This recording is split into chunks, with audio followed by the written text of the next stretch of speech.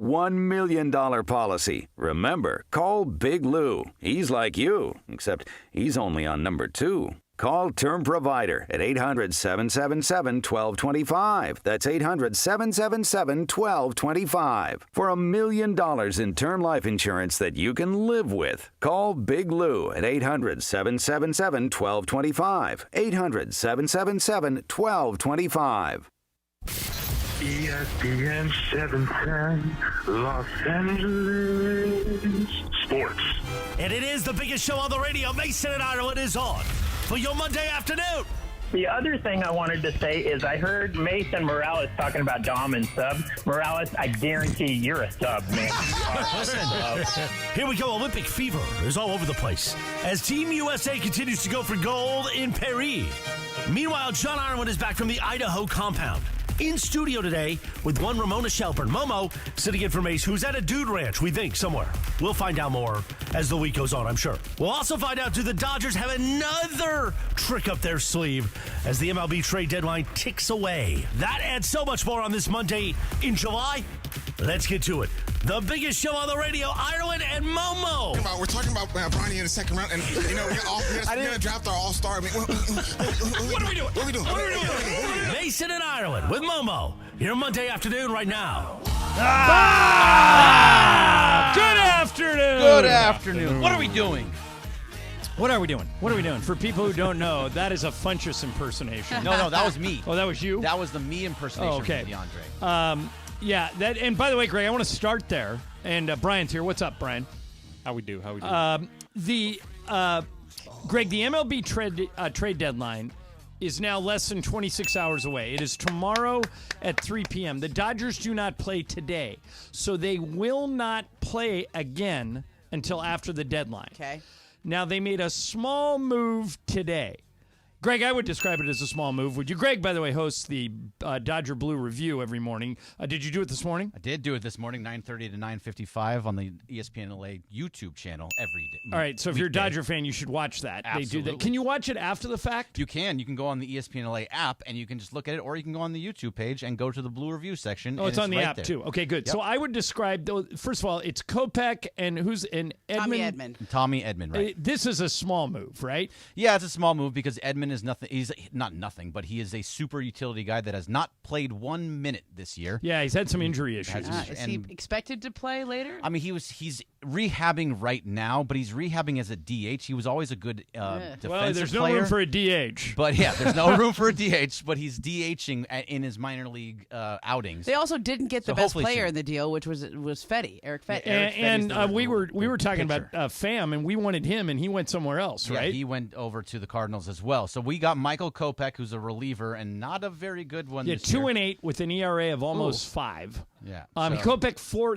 years ago was really good. Hasn't been lately. That's like a Dodger reclamation Greg, this project. can't be it, right? No, it better not be it. Like, honestly, if this is it, then they failed. They failed the trade deadline if they do nothing else besides this. It almost feels like they were the facilitator team for the Cardinals to get the players. Well, and the other thing is Pham and Fetty. Were you surprised? And yeah, those are the two guys in that deal. If you could pick who you wanted, you would get, and they got the lesser of the two.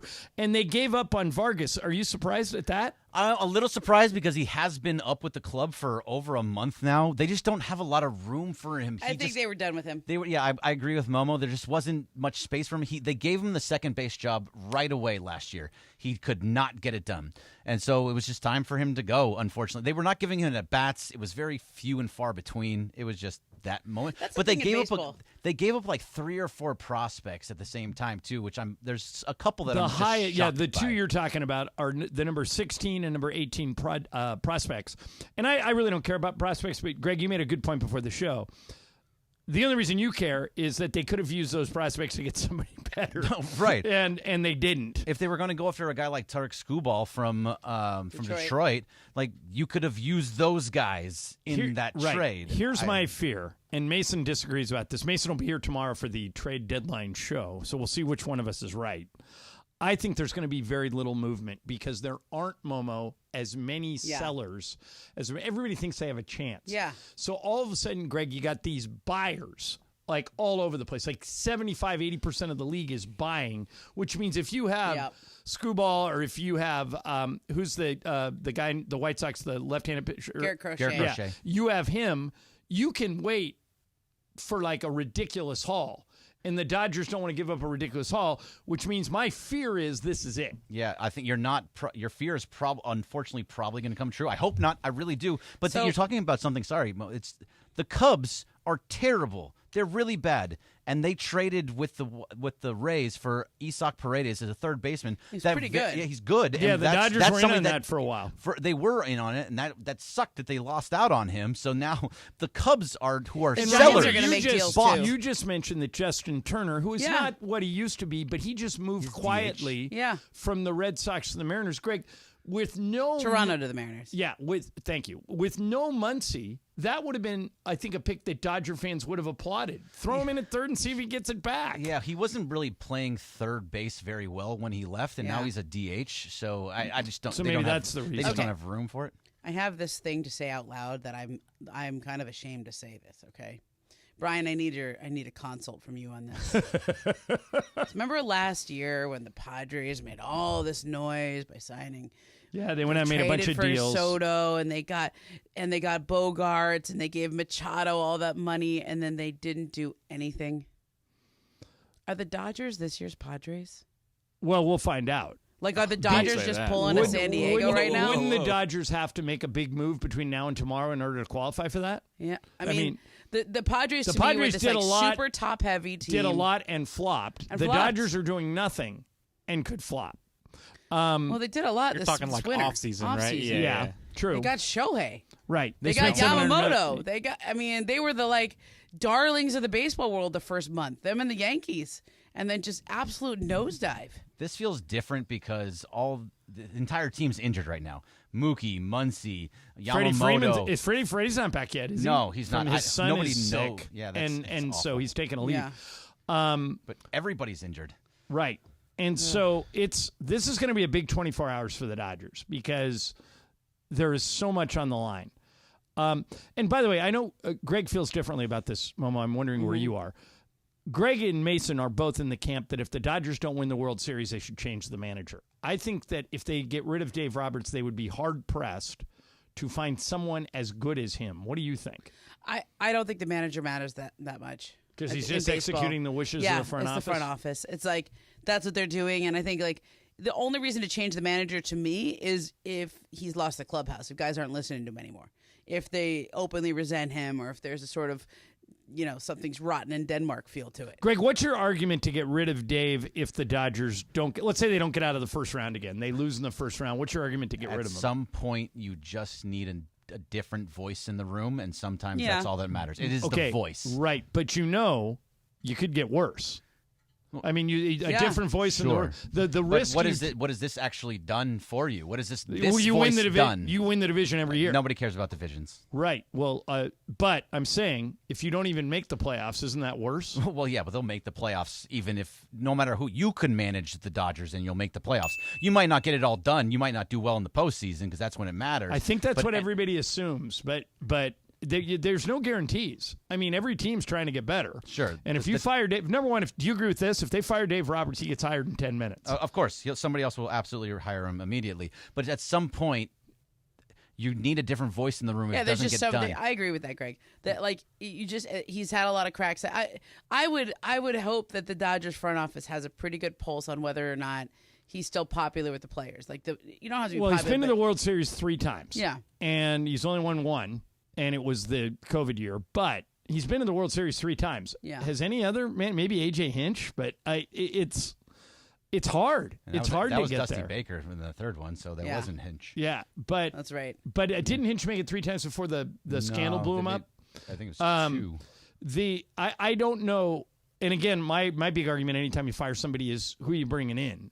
And Greg, you think it doesn't matter who they bring in? It's just I mean, you can probably hire somebody from within your organization, somebody in the minors. You can bring somebody, it's whoever on the bench. There's plenty of guys that know the system, that know how to work with Andrew Friedman and Brandon Gomes, that can still kind of do the same things. It's just a matter of whether or not they have the gut feelings and are willing to go off their gut feelings that I think most people think that Dave Roberts does not do, especially in big situations when analytics no longer play to a longer period of time. Yeah, I just think that Dave's a pretty consistent winner, not winning the World Series, but he gets you there and he gets you a top seed. I mean, look, you could say the same thing about the Braves. Like they had the best record in baseball. And they won it once. And it's luck of the draw or luck of how you play at that particular moment. The Diamondbacks came out of nowhere last year and got to the World Series, and now they're back right where they were last year, 500-ish.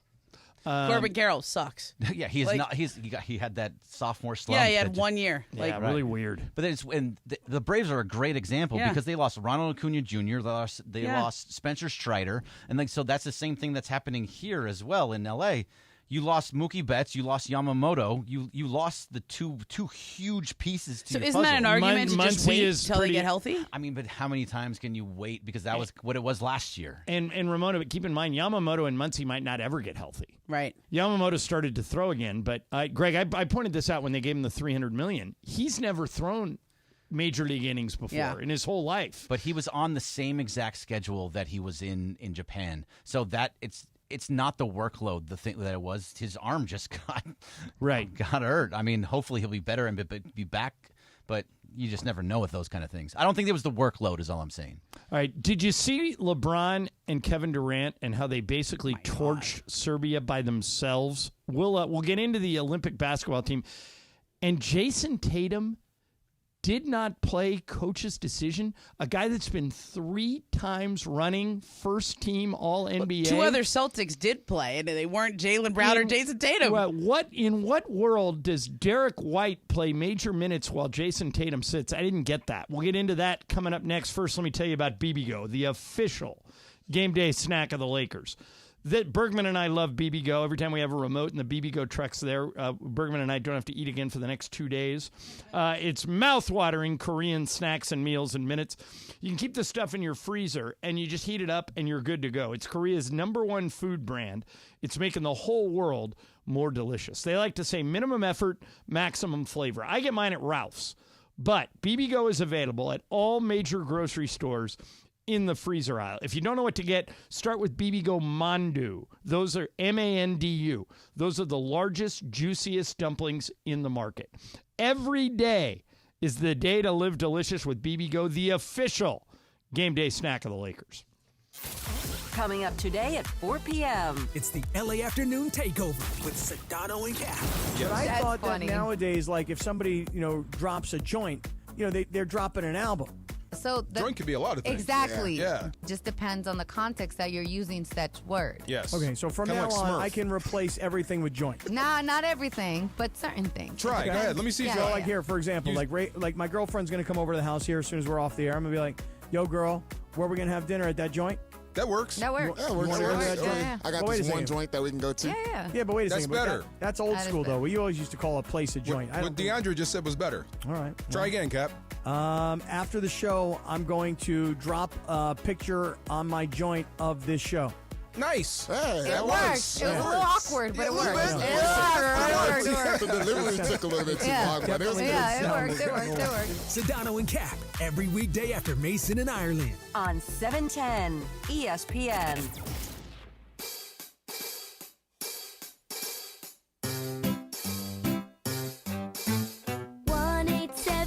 Cars for Kids. KARS Cars for Kids. 1-877 Cars for Kids. Donate your car today. 1-877 Cars for Kids. KARS Cars for Kids. 1-877 Cars for Kids. Donate your car today. Donate your car today at carsforkids.org. Your car, running or not, can be picked up as soon as the next day. No title, no problem. Call 877-CARS-FOR-KIDS or go online at carsforkids.org to donate today. 1-877-CARS-FOR-KIDS. KARS Cars for Kids. 1-877-CARS-FOR-KIDS. Donate your car today. Now accepting donations of land, homes, buildings, or any kind of real estate. Paid for by Cars for Kids. Texting enrolls you in recurring automated marketing text messages. Consent not required to purchase. Message and data rates may apply. Leaving for the gym so early? I'm ready to go. Since you started taking Nugenix Total T, you've been acting like when we met in our 20s. I feel like myself.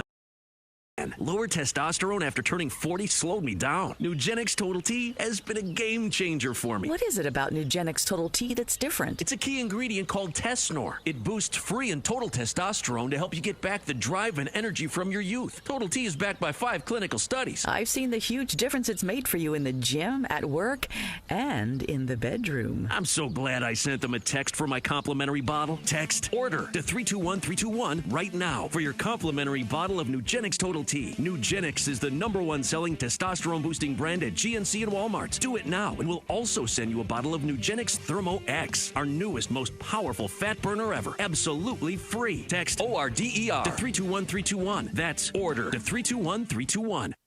Listen to Mason and Ireland more at 1 p.m. And it is Mason and Ireland this Monday afternoon. Momo sitting in for Mace. 4.9 earthquake shaking things up today. Centered out of Barstow. Wonder if that's close to the Dude Ranch Mace is at. Guess we'll find out. More of Ireland and Momo this Monday afternoon right now. There's Miley Cyrus. She's going to be the Super Bowl act, right? I think so. And, I told you, Mason and I have a friend that works at Saturday Night Live. They just love her. They say that she's funny and smart. And, literally, if they have a 5-minute hole in the show, they just say, hey, Miley, go sing something. And she'll go do it. You know what when she won me over? I went and saw Dolly Parton at the Bowl once.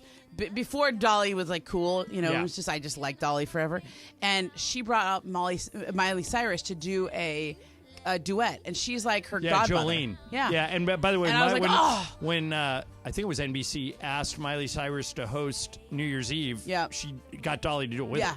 Yeah, she just gets it, and good for her.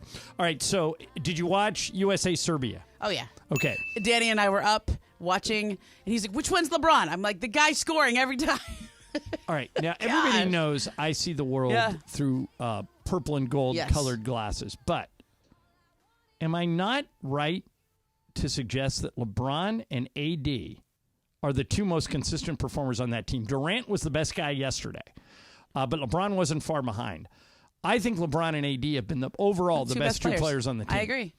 Yeah. And I think it's LeBron and AD, and I thought it was going to be Steph Curry. I thought it was going to be Anthony Edwards. Nope. It's LeBron and AD. Yeah, and Trav and Andy were talking about how Jason Tatum didn't play, which I thought was weird. Yeah. And then afterwards, Steve Kerr came out and said, "I'm an idiot. I can't believe I didn't play him."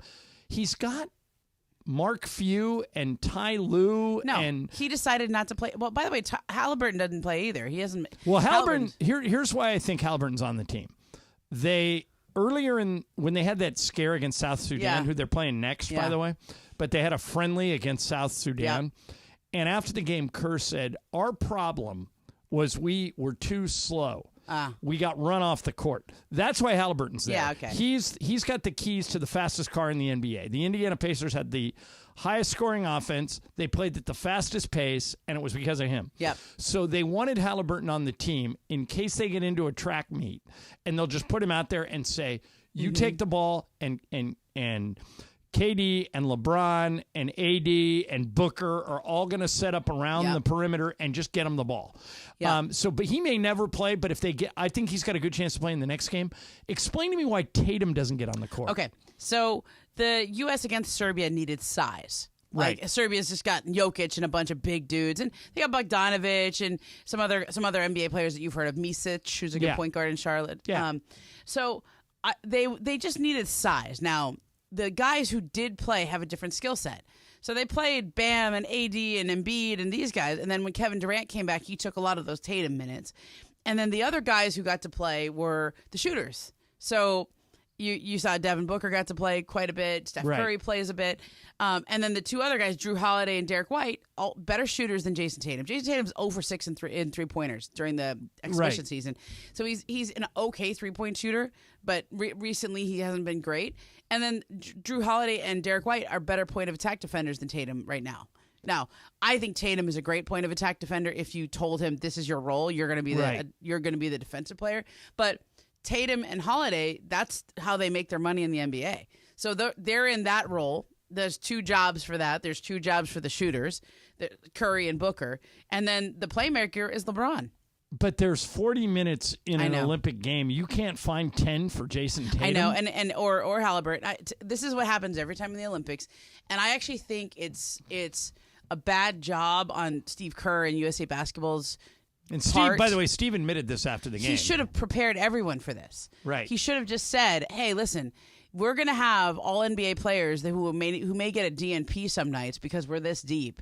And it's not a reflection on those guys. It's going to spread around. It's going to switch. He said he's already come out and said Tatum's going to play in this game. But he told Jason before the game, you're not going to play. Now, here's the big political thing.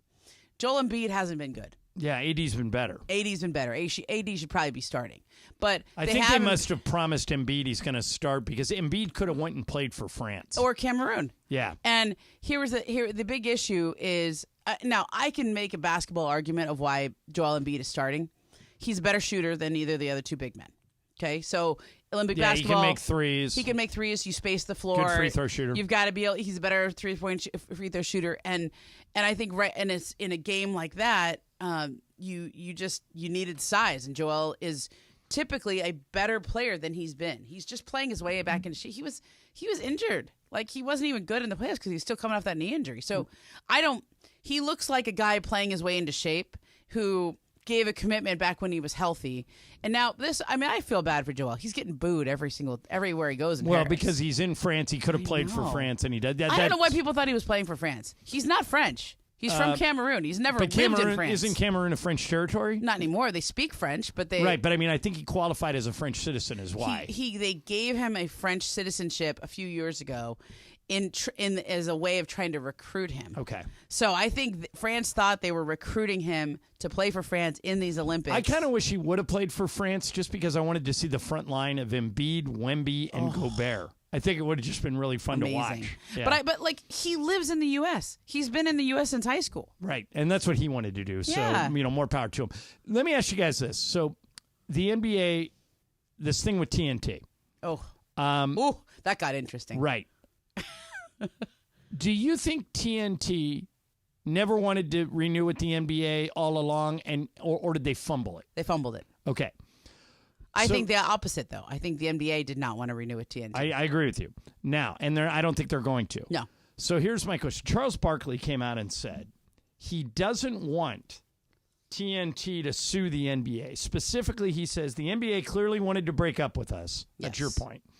I don't want to be in a relationship where I have to sue somebody to be in it. That makes zero sense. I think Charles is right. But if I'm running TNT, I think I can make money.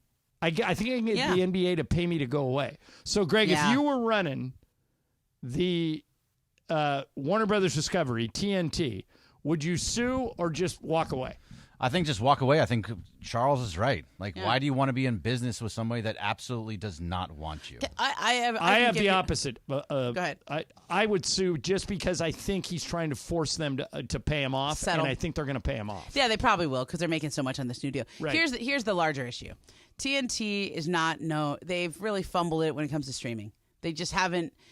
All the Max is their streaming arm, and not a lot of people stream on Max. Look how good Peacock is. I know how to use Peacock for NBC, for or Amazon Bravo, Prime, or Amazon. It's not that hard to find, and they've got all these channels that are in one app, and you could find all of them, so they have all this value and stuff. TNT hasn't done that, and I think and the NBA thinks the future is streaming, and they want to be with a streaming partner that gets it. Yeah, so they have Amazon, and by the way, Disney's done a good job. I think Disney has done a really good job with ESPN Plus or Disney. They're all part of Hulu, all part of the same ownership group. Yeah. But Greg, to your point, I agree with you. I've always argued that I would have the Jerry West philosophy. Mason's opposite of me on this. That if a player came to me and said, "I don't want to be here. I want out of here," I would get him out.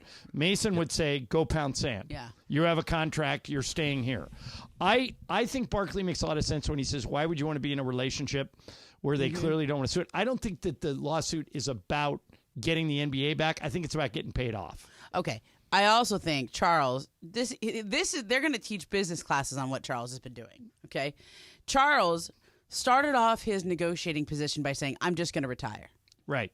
And now he's got every one of these partners coming after him. Exactly, because nobody believed that. Then this latest article, he revealed how much he's making. Did you see that? No. What do you say? 10 years, $210 million. Is his last contract? Yeah. Current contract. And he says, if Turner comes to me asking me to take a pay cut because they lost the NBA, I'm getting out of my deal. Right. And I'm a free agent. And basically, he just named his price. Like, okay, all offers for me from all the 3 new people, got to start with that number. But he got credit for being the guy who was in position to stick up for everyone at Turner, which I do give him a lot of credit for, because he was willing to say it. Every single broadcaster, producer, cameraman, statistician who works for Turner is potentially losing their job after next year. That sucks. And he does come across some of that. But Greg, do you see what I'm saying about the payoff thing? It's not it's not a lawsuit to get the NBA back, even though they're saying that. Yeah. They're just trying to get a paycheck. If they're getting a paycheck, makes total sense. Do whatever you got to do to get that money back. Yeah. And by the way, I think this is exactly how it's going to play out. I think we have seen the last of TNT this coming year. They're going to have one more year left. And you're going to read a bunch of stories. Yeah. Ramona, you and I follow this stuff closely. Yeah. That Amazon, ESPN, and NBC are all going to come after inside the NBA. Yeah. They're going to come after Ernie. They're going to come after Kenny. They're going to come after Charles. They're going to come after Shaq. I'll tell you this right now. I don't think those 4 guys can work for ESPN. No. Because you and I have both been involved in many, many shows. ESPN is heavily producer-driven. In other words, you got a producer. Last week we were talking about something. Oh, Lisa, I said if they wanted to do a reality show at the tennis club where she plays, and she said they want to call it Tennis Bitches, and their girlfriends didn't like it. And Emily immediately came into her ears and goes, "Don't say that word on the radio." Yeah. That's ESPN. That the producers are constantly saying, "Don't say that. Don't do this. Don't do that." Rap. How many times do you hear this when you're doing shows? Rap. Get out. We don't have time. TNT's the opposite. The producer never tells those guys to shut up. Never tells them what they can and can't say. Never interferes with Charles and Shaq. Here's one really big difference. And that's why I think they have to be on a streamer. They can't be on ESPN. I also think they have unlimited time. Right. So the biggest difference to me in ESPN's NBA coverage and TNT's is those guys just talk. They just go for 2 hours after the game. Like, I'll come back at midnight and they're still going. And they have a rundown, by the way. Like, I do a rundown for this show. Throw it out. Yeah. Like, I did Countdown. There was this year. This was the first time I ever did Countdown. All right, because it was International Women's Day. That's the show with Malika and that kind of goes around. And they have Bob Myers and Woj and Wilbon and Stephen A. and those guys. And it's and then sometimes that's for the weekend primetime games. So the weekday games they get the JV out there, right? And I was on one of the JV teams, right? But I guess the first time I got to do it, it was exciting.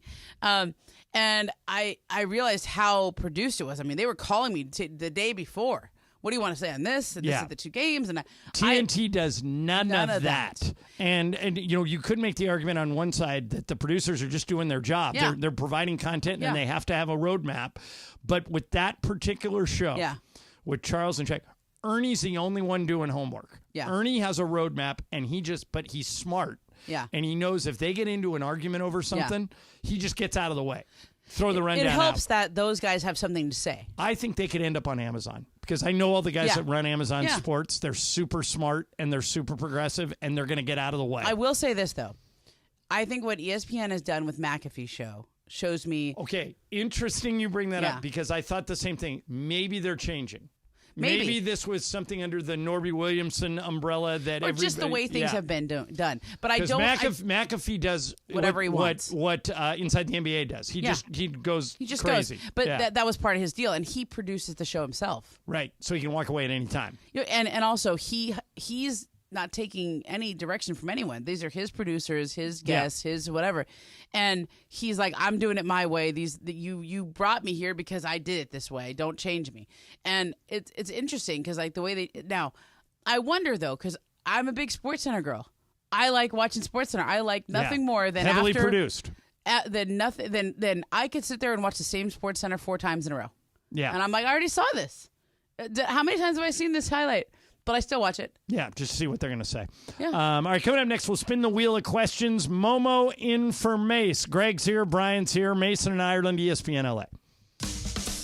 And there's just something about Scott Kaplan at Rams training camp. Like last week on day 1 of camp, well, he was up to his old tricks, this time with Cooper Kupp. Here's the picture that you were looking at, Cooper. Oh, my God. Here's the picture right there. I know exactly. I know exactly where we're going with this. He did it. Yeah, there it is. Yeah. Now, I thought maybe you might like an autograph, young fella. Oh, yeah. Would you like that? I would. Okay. Last year, Aaron Donald got an autograph from me, and this year I'm going to write an autograph to you. Anything special you need me to say or anything like that? Hurry up. You know? From your favorite radio host and inspiration. Radio host and inspiration. There you go, host and inspiration.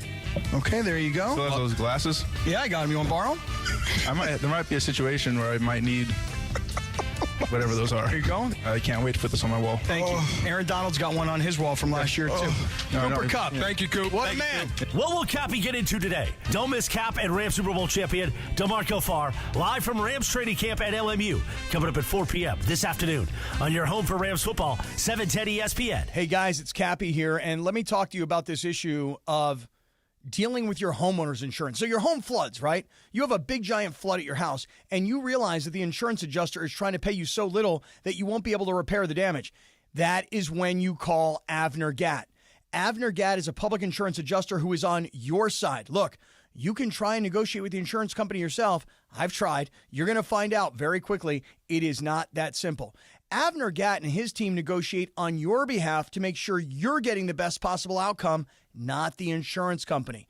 He and his team have been dealing with insurance companies for so many years. It's all they do. They've got the experience. They've got the industry know-how that you need on your side. Now, some of these folks used to work for insurance companies before they joined Avner's team, and Avner Gatt himself has 20 years of experience in this industry. Avner Gatt has one of the largest teams of professional, licensed public adjusters in California, and yes, the size is important. Avner has a unique winning recipe for handling homeowners' insurance claims. No one, and I mean no one, messes around with Avner Gatt and his team. Call Avner Gatt, 818-917-5256, 818-917-5256, or visit AvnerGatt.com. That's AVNERGAT, AvnerGatt.com. You call Avner Gatt, 818-917-5256. Avner takes the call himself. Hello! This is an ad by BetterHelp. What are your self-care non-negotiables? Sometimes it's hard to make time for the things that keep you healthy, but being consistent with self-care is like working a muscle. And when life gets crazy, that muscle keeps you strong. Therapy is the ultimate self-care, and BetterHelp makes it easy to get started with affordable online sessions so you can do it from anywhere. Never skip therapy day with BetterHelp. Visit BetterHelp.com/Freddie today to get 10% off your first month. Meet Cheryl. Hey. She's on vacation and lost in the moment. Unfortunately, so is her Chase debit card. It's gotta be somewhere. Maybe she lost it at salsa night. These skirts should have pockets. Or maybe she lost it at Pilates. 3 and 2 and... But she's not worried. With the Chase mobile app, she can lock her card till it turns up. Tools that help protect. One bank that puts you in control. Visit chase.com/checking. Chase, make more of what's yours. Chase mobile app is available for select mobile devices. Message and data rates may apply. JP Morgan Chase Bank, N.A. member FDIC. And it is the biggest show on the radio, Mason in Ireland, here each weekday, 1 to 4 p.m. You know what it's time for? What is this? It's time for Wheel of Questions. Producer Brian Cohen, are you ready with that wheel? Hit it, Jack. Okay. I'm glad this came up. Momo, I'm particularly interested to see what you think. All right. The new head of the NFL Players Association wants to limit locker room access in the future because players don't want to be interviewed when they're naked. Yeah, the NBA's tried that too. Good idea or bad idea? I think it's a terrible idea. I think football, like I saw the same thing in basketball. Because I understand it's a weird position for players to be in, but it's also the only time that as a player you have to tell your own story. In a press conference, it's too public. It's too everything you say is on camera. Everything you say is going to be quoted and sent around the world. In the locker room setting, you can just talk to somebody face to face, one on one. It's not all in a group setting. You can have a conversation with them. You can build a relationship with the reporters. You get to tell people what's actually really going on. And if you pick the right reporters and you develop the right relationships, it's not exploitative at all. And if you make it in the business and you have for more than a couple of years, you know how to behave in a locker room setting. It bothers me when I'm in a locker room and people don't know how to behave in there, like with their cameras out and they're really obnoxious with players and they don't even let them get dressed and stuff. But the people that doesn't last long, right?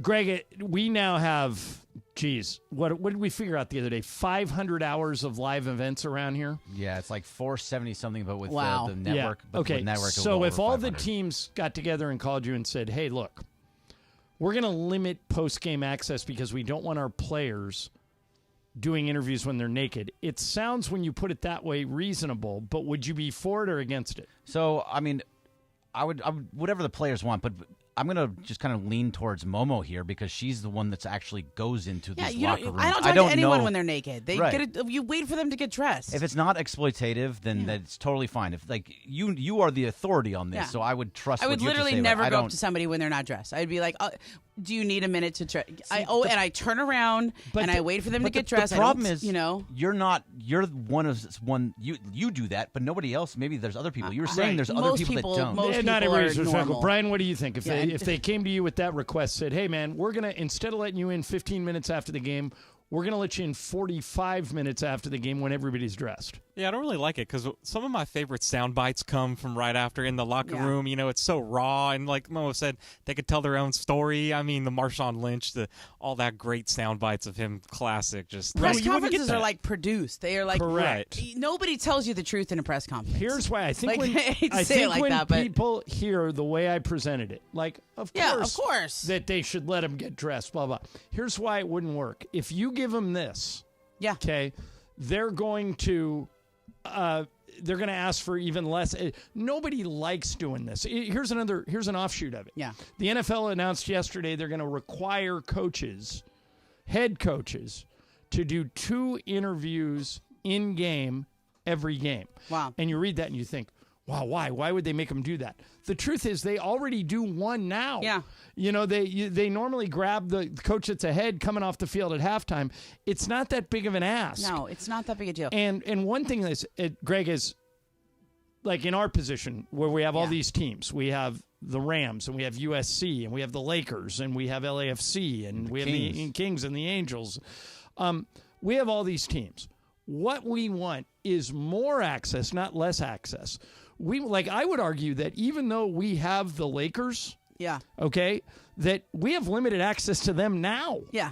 And all we want to do is maximize our contractual rights. So if we pay, we have a deal with USC. We have a deal with the Rams. We pay the Rams. We pay the Lakers to broadcast their games. Yeah. I don't think that's news to anybody. No.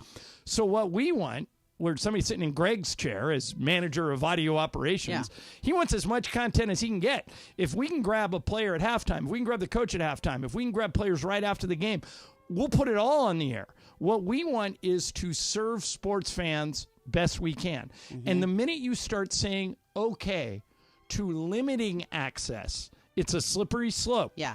And so that's why most reporters are going to fight this exactly the way Ramona did. They're going to say, no, less access is bad. And let me throw a weird little caveat to this. I had this argument a couple of years ago, and the Lakers equipment manager called me after and I said, it doesn't seem unreasonable to me that you would allow players to get dressed and then let the media in. That seems like a reasonable ask to me. And the Lakers equipment manager called me, and he went, you can't add any more time to our post game. He goes, our whole job as a staff is to get the locker room cleaned up, packed up, and gone. We're getting in at 3-4 in the morning sometimes. If you don't let reporters in until 45 minutes after the game and keep us there another hour or two, that's 5 or 6 in the morning, and it's going to affect performance. And I never thought about it until he called me. Yeah. So this kind of reminds me, Greg, if it ain't broke, don't fix it. It's not perfect. We don't have all the access we asked for, but we have enough, and I don't want to limit it. Not as you shouldn't. I mean, Liz, I'll tell you this. It's gotten to the when I first started in this business, it used to be that there was, 20 or 25 people who regularly went to practices, went to games. And, there might be a large crowd around Kobe or Shaq or Derek Fisher or Powell or whatever. Yeah, a big scrum, horseshoe around. But it wasn't so large that you couldn't get your questions in. It was big, and on media days it was ridiculous, okay? But now I kind of feel like when I go to games, there's just so many people that everything gets watered down, washed down. You could barely get close enough to even ask a question. Right. There's just too many outlets, people, whatever it is, and I don't know who they all work for. I don't know if they're really actually even working. I don't know if they're doing anything. And that to me is the bigger issue. It's always like we've got to be a little more selective in who we're letting in, because otherwise it just becomes a waste of time for everyone. Well, and part of that argument, Greg, is blogs are growing. Like Greg hosts the Blue Review. That's right. 9:30, 9:55 ESPN YouTube channel. So if Greg wants to go to a post-game locker room, they should probably let him in. Yeah, he's talking about it on a major platform. We're not the Dodgers' rights holder. Another station has their rights. Greg's thing is actually not on the air, okay, but it's on our YouTube channel. I see. If I'm the Dodgers, I let somebody from the Blue Review in, because it's just more advertising. But those are the decisions they have to make. Okay, so do we let a blogger in? Do we let a YouTube component guy in? Do we let Andy and Brian in, who host Locked On Lakers? You shouldn't let Andy and Brian. Andy, not Brian. So they do actually ask good questions. And Greg, for the most part, the teams in LA are fairly progressive and reasonable, right? Yes, they are. Like I can get access for Parker to go to a Dodger game when I ask for it, because he's part of Blue Review. Yeah, as long as you don't abuse it. As long as you don't call him and say, I need 10 media passes. No, I get 2. With I ask 10 seats. I ask for 2. Depending on the game, we might get 1, but most of the time they do give us those 2. So they are very accommodating to us for that. Yeah, I'm going to say something nice about the Dodgers. You're legitimately covering their team every day. No, and most of the things you say about the Dodgers on that show are nice.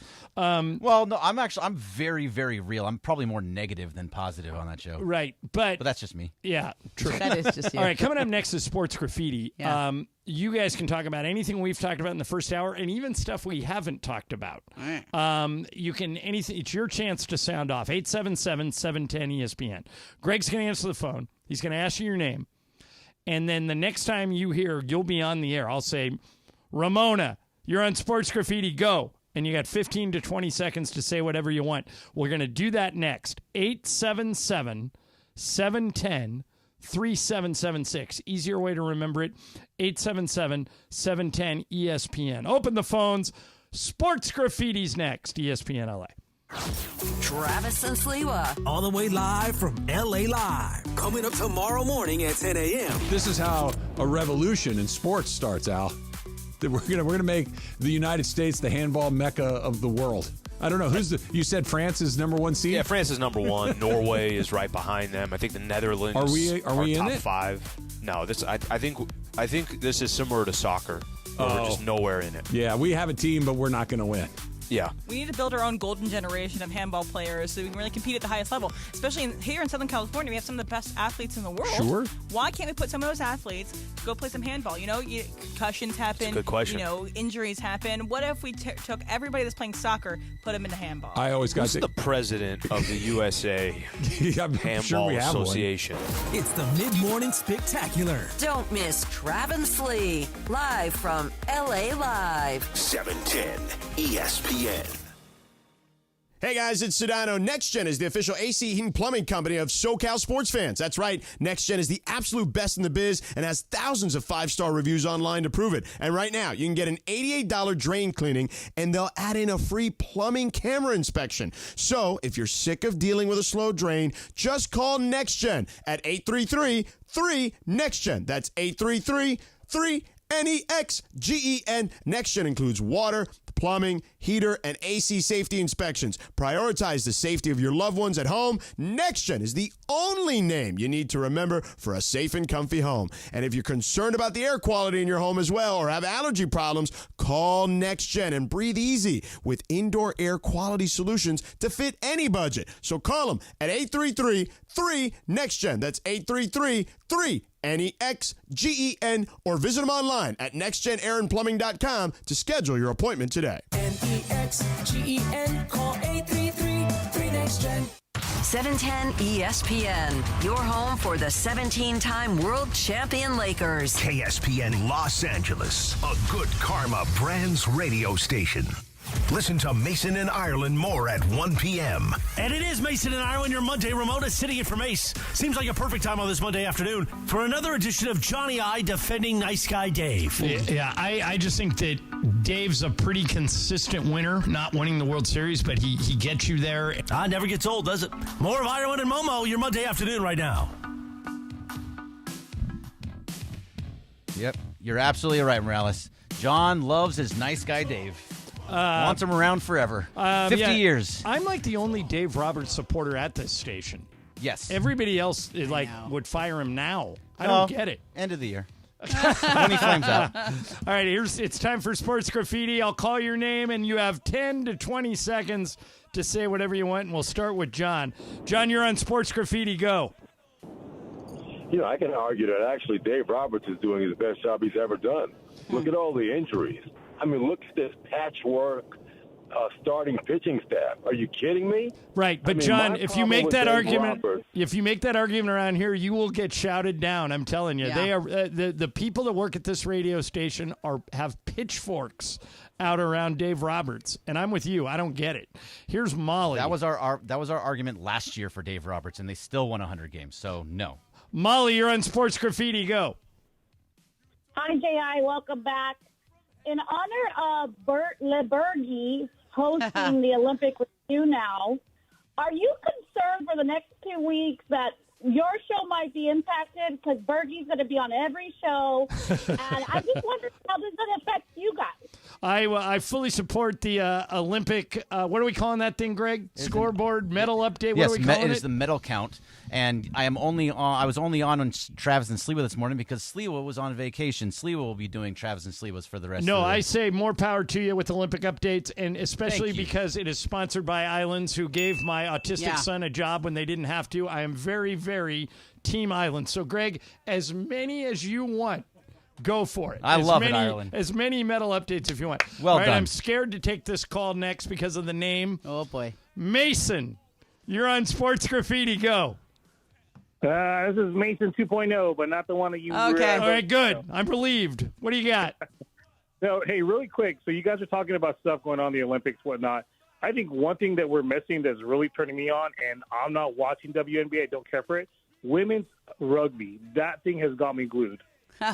You like what's her name? Yeah, the tank from Australia, that one woman that nobody No, she's on our team. Oh, she's on Team USA? Yeah. Okay. Well, I'll have to watch. I haven't watched her yet. I thought she was Australian. No, we have the tank?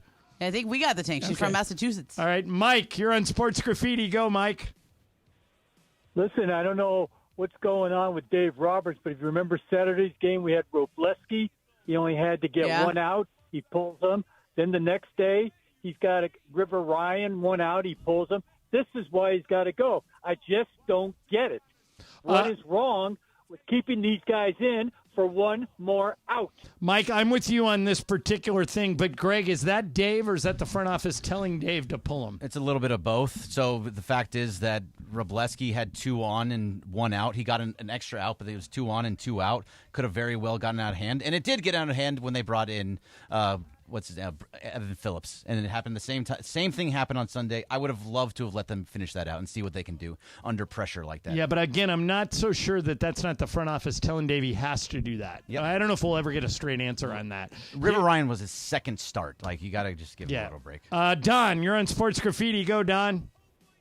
Hey, guys, 2 things real quick. The first is Dave Roberts. He always makes the decision where you find yourself going, no, don't do that, and it just kills you. I mean, it happens all the time. And as far as the locker room access, I think the easy solution is to tell reporters, hey, if you can't let these guys get dressed, then take off your clothes and you can go in. Good idea, Don. Very progressive. Danny, you're on Sports Graffiti. Go, Danny. Hey, what's up, guys? Hey, with college football around the corner, I don't know if I heard your guys' opinion. Where do you guys see college football going? You know, are we going to get super conferences or what? Yeah, we are, and I hate it. I think we're going to have 2 or 3 conferences, and that's it. I hate the demise of the Pac-10. Me too. I hate that there are 18 teams in the Big Ten. I hate that if you're a women's volleyball player at UCLA, you have to fly to Rutgers to play Guess an where my in-conference school's game. going? The ACC. Yeah, makes no I'm sense. like, we're going to be flying to Stanford's going to South Carolina and playing Clemson and If Florida they made State. me college football czar, I would resurrect the Pac-12. I'd go back to conferences. I would eliminate the NCAA, and I'd find a way to make a ton of money. Daniel, you're on Sports Graffiti. Go, Daniel. Hey, what do you guys think about the NBA making the same moves? Well, the men's NBA doing the same moves as the women's NBA All-Star for the All-Star games, the USA versus the NBA All-Star. I've been saying that for years. I think it's USA versus the world would be a great All-Star game. It'd be so much more competitive. It would be like people would legitimately get interested in that All-Star game because I think it'd be hard to make the Team USA team, right? Like it might be a little bit unbalanced in terms of the stars, in terms of All-Stars. I think Right. So, what team would LeBron be on? Team USA. It would be Oh, Team you're just USA saying USA versus against the world. world. What the women did was they took the I USA know. Olympic team and then they took a group of WNBA All-Stars, Right. and the WNBA All-Stars beat them. We're going to talk about the women's team coming up here in a little bit. They just finished a game over in Paris. They won by 20. Yeah, they're going to win. They win every year. Yeah. Jimbo, you're on Sports Graffiti. Go. Hey, guys, glad Mo was here for this because I'm not sure if John's able to talk about Laker trade proposals. But Mo, it's been said that a trade Pelinka backed out of was Jeremy Grant for Rui, Vincent, and the 2 first-rounders. Is Jeremy Grant that expensive, or is that just the Lakers? He's so expensive. He got such a giant contract in his last time, and I don't think he's worth 2 first-round picks. Either do I. You're giving up 2 good players, and so you're almost incentivizing. If anything, I think Jeremy Grant, even though he's a good player, because he makes so much money, it should almost be you shouldn't be the one giving up picks to get him. Right. If you're also giving up money. I'll say this too. Am I the only one here who thinks Rui's best basketball is ahead of him? Yeah, I do. I think I think I've been watching him play for Japan in the Olympics. I think he's really good. Yeah. I'm not so sure I would just. Apparently, they don't want Russell, which I don't understand because I like Russell, but I'm not sure I'd give up Rui. Here's Mitch. You're on Sports Graffiti, Mitch. Go. Hey, doing guys. I love the idea with the college football. I'm tired of it too. The only good thing for me, I would actually get the UFC on TV and the Big Ten Network. And one more thing, another little trade by the Dodgers. Can we go for the big guy, not these semi-utility men? Yeah, I agree. I agree with you, but thanks, Mitch. Greg, I don't know who the big guy is. I think- Who's the biggest name that's going to move? I don't know if he's going to move, but Tarek Skubal is the biggest name that's probably that's a possibility of moving. Detroit pitcher, he's going to be the AL Cy Young, but they're asking for they need to be blown away in the trade, and the way that they would have to do it is just give up all of their prospects. Yeah, Is that like Gavin Lux? Would that get it done? Not one for one, no. No, By the but way, like if he's the headliner. I want to maybe. Let's take a couple more. Probably of these, not, though. And I want to ask you about Lux, Greg, but let me take a more of these. James, you're on Sports Graffiti. Go, James. Yeah, hey, great show. Love the show. Always love it. Handball from the Olympics. I like it a lot. Yeah. It's a mixture of sports, but I just wish they had like a smaller net and maybe a slightly bigger ball. All right, so James, let me ask you something. Do you understand the rules? Not really. To me, it's like football, basketball, soccer, and Yeah, hockey. I can't, do you have to dribble? I can't tell. I can't tell. And then, you're right, James, the Seems net. like somebody scores every time. The too. net's too big. Yeah, it's like that goalie has almost no chance. Yeah. Yeah, I like it, though. It's fun to watch. I just don't – I need somebody to give me a tutorial. I don't understand the rules. But you're right. Yeah. It is kind of fun to watch, and once you go down the rabbit hole, I get into it. Oh, okay, we'll do one more. Boogie, you're on Sports Graffiti. Go, Boogie. John and Ramona, this question's for you. Wouldn't it be so sweet? Circle your calendars. Jason Tatum against the Warriors goes for 63 in the first 3 quarters like Kobe did just because of the DNP? I thought about this, Boogie. I think you might be onto something. If he could, number one, I don't think Steve Kerr's going to continue to sit him. No. But if he did, Ramona, I think it would be a revenge game every time the Celtics played the Warriors. Yeah. I mean, Jason Tatum was first team All-NBA. 3 years in a row. No. And he gets a DNP. It doesn't make any sense. Okay, that's it for Sports Graffiti. Greg, I wanted to ask you about this. You've been very hard on Gavin Lux. Sure have. But Gavin Lux has been excellent for a month now. I brought this up with Travis. I'm not so sure trading Gavin Lux is a move. Trav says he would trade him yesterday, that there's a difference between a hot player and a good player. What is Gavin Lux? Travis is absolutely correct. There is a difference between a hot player. Gavin Lux is hot right now. He's at his highest value right now. So if you are going to make a trade for somebody good, now is the time to move him, because he's also playing second base. He's never going to play shortstop.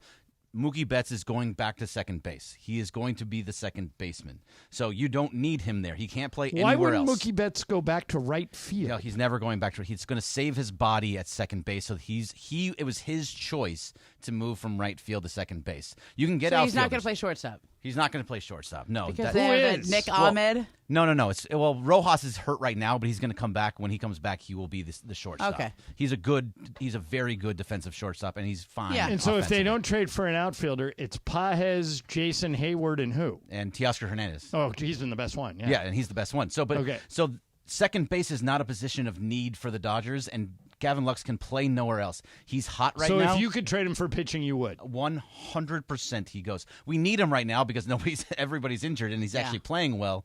But, yes, I would move him in a heartbeat. Outman, yes. Pages, I like Pages. Outman hit a home run in Houston. Maybe he's waking up. You never know. A home run when he hasn't done anything since he's come up since. Right. Well, I think if you do Outman and Lux together, maybe you can get a pretty good you can get a nice. See, but I don't think the two biggest pitchers are the guy in Chicago and the guy in Detroit. Yes. Okay. I don't want Crochet. You don't want him? I don't. Well, because of those weird demands he's making? making? All the demands he makes. And also, he's 3 times his highest pitch innings before. Highest. 3 times. Right, but so is Glasnow. No, he's right at. Yes, he will go way higher. It wouldn't be 3 times as and much. And so is Yamamoto. Glasnow's been around for a long time. Yeah, but I mean, opposed to, I trust Glasnow more than a guy that was a reliever until this year. So no, thank you. I can't imagine, Ramona, that this is it. That this is all the Dodgers are going to use. Now it is T-minus 25 hours. The trade deadline is in 24 hours and 49 minutes. Okay. 3 o'clock tomorrow. Mason and I will be on the air when it's happening. And I think they have to do something else. But as I'm learning with the Lakers, it takes 2 to tango. Yeah. You know? And the price right now, because there are so many buyers, is astronomical.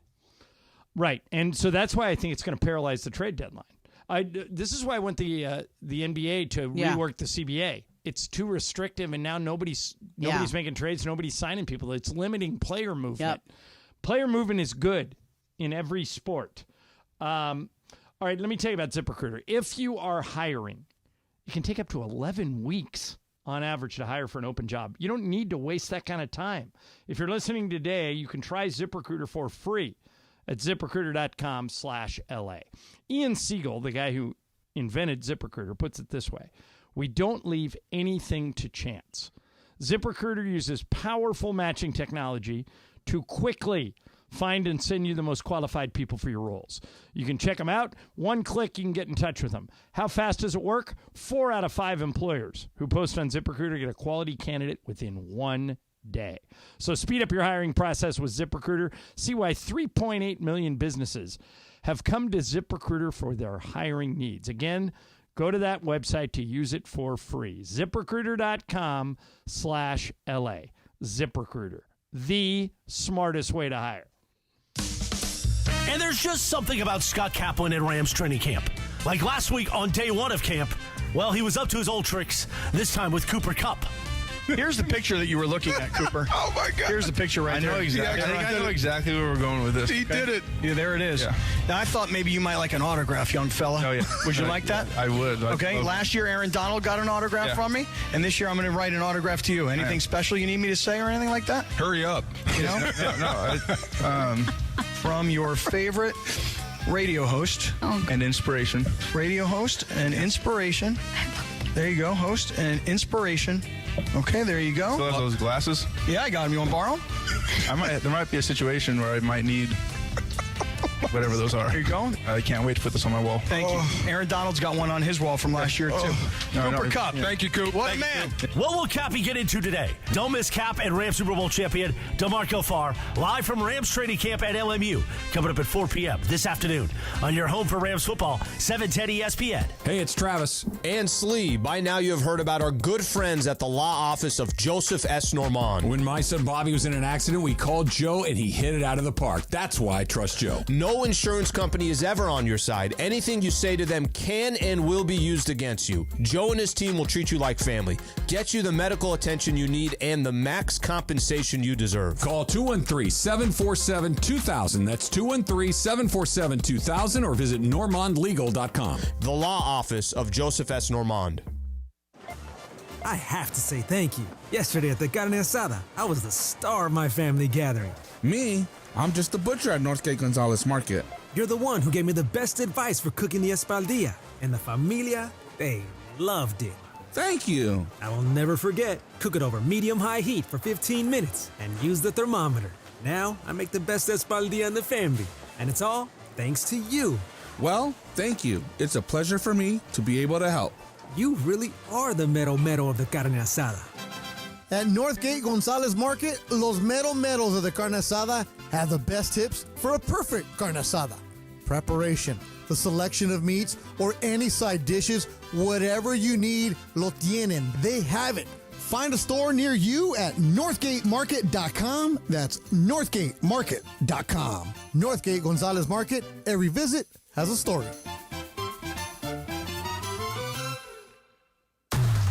The LA Kings have a new home. Hear the excitement of Kings hockey this season. This fall, 710 ESPN and the all-new ESPN LA app is your home for every moment of the Los Angeles Kings. Hear the excitement of Kings hockey this season in only one place. Easy to access, easy to find, easy to enjoy every Kings game and your favorite Kings podcasts. 710 ESPN and the all-new ESPN LA app. Something amazing is happening in business. More companies are turning to Mac. From finance to fulfillment, CDW will seamlessly support Mac integration into your organization.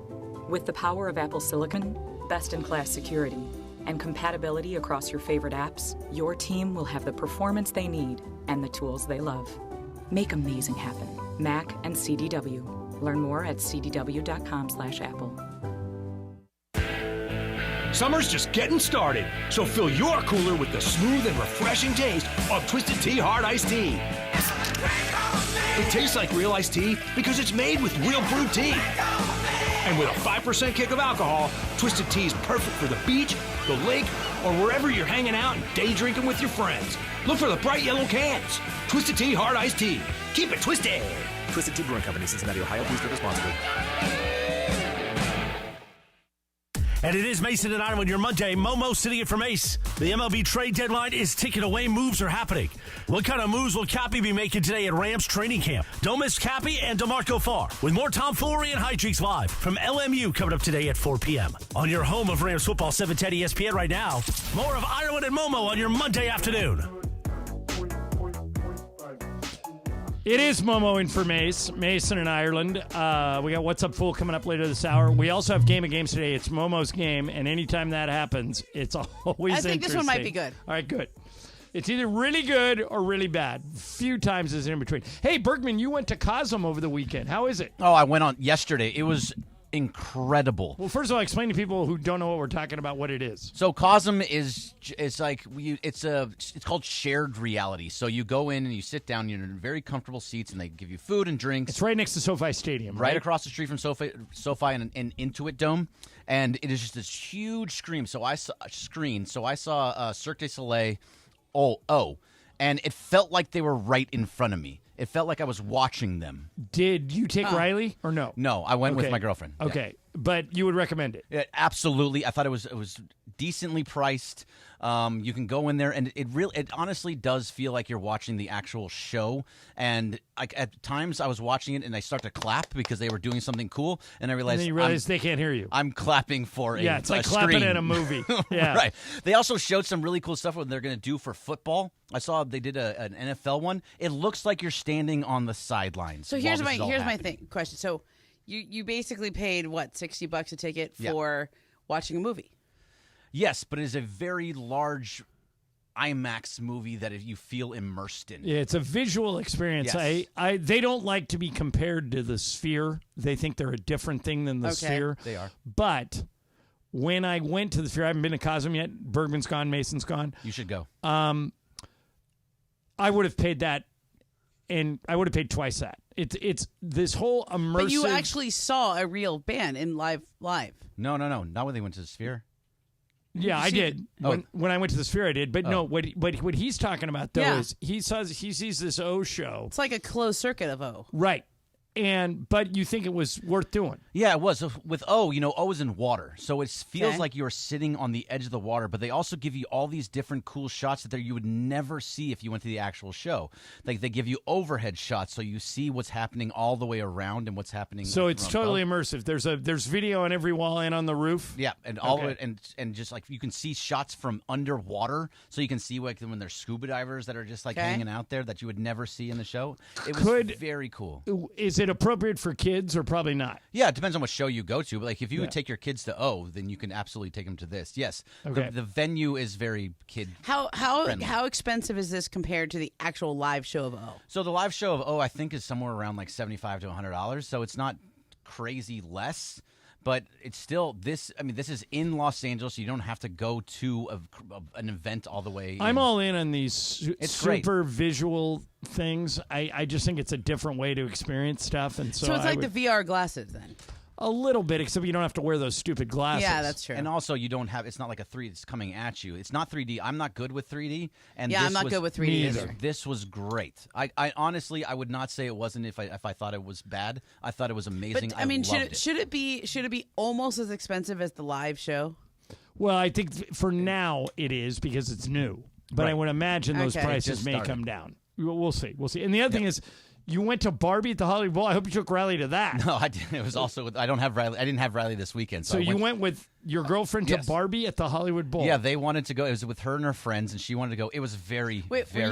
How many other dudes went with you? One other dude. There was another dude with me, and they got me and him. That is taking one for the team right there. I mean, I am Knuff. So I on Facebook, my memories of going to Barbie with my girlfriends came up. The memory, it was like 1 year ago today, and I was all like dressed up in pink, and you know I had the headband and the fishnet and whatever, and we all took pictures with the Barbies. You know, it was like a thing last year, but there were very few men in that. There were very few single men at this, I would say as well.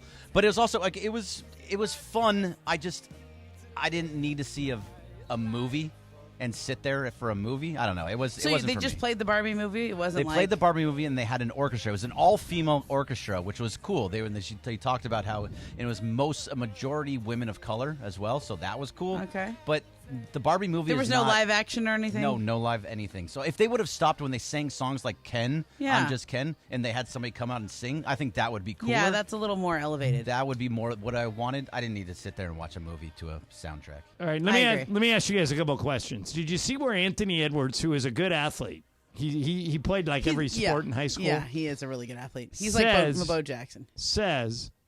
Have you guys watched ping pong at the Olympics? It's amazing. It's so rapid fire. It's insane. So crazy. It's too hard. Right. Anthony Edwards says he could take a point off the U.S. women's ping pong team. You buying it? No. I could not. Yeah, me neither. No. This is one where, I don't think so. First of all, Ann thinks he can do everything. Right. That's just how he rolls. Like, he probably thinks he could run in the 100-yard dash.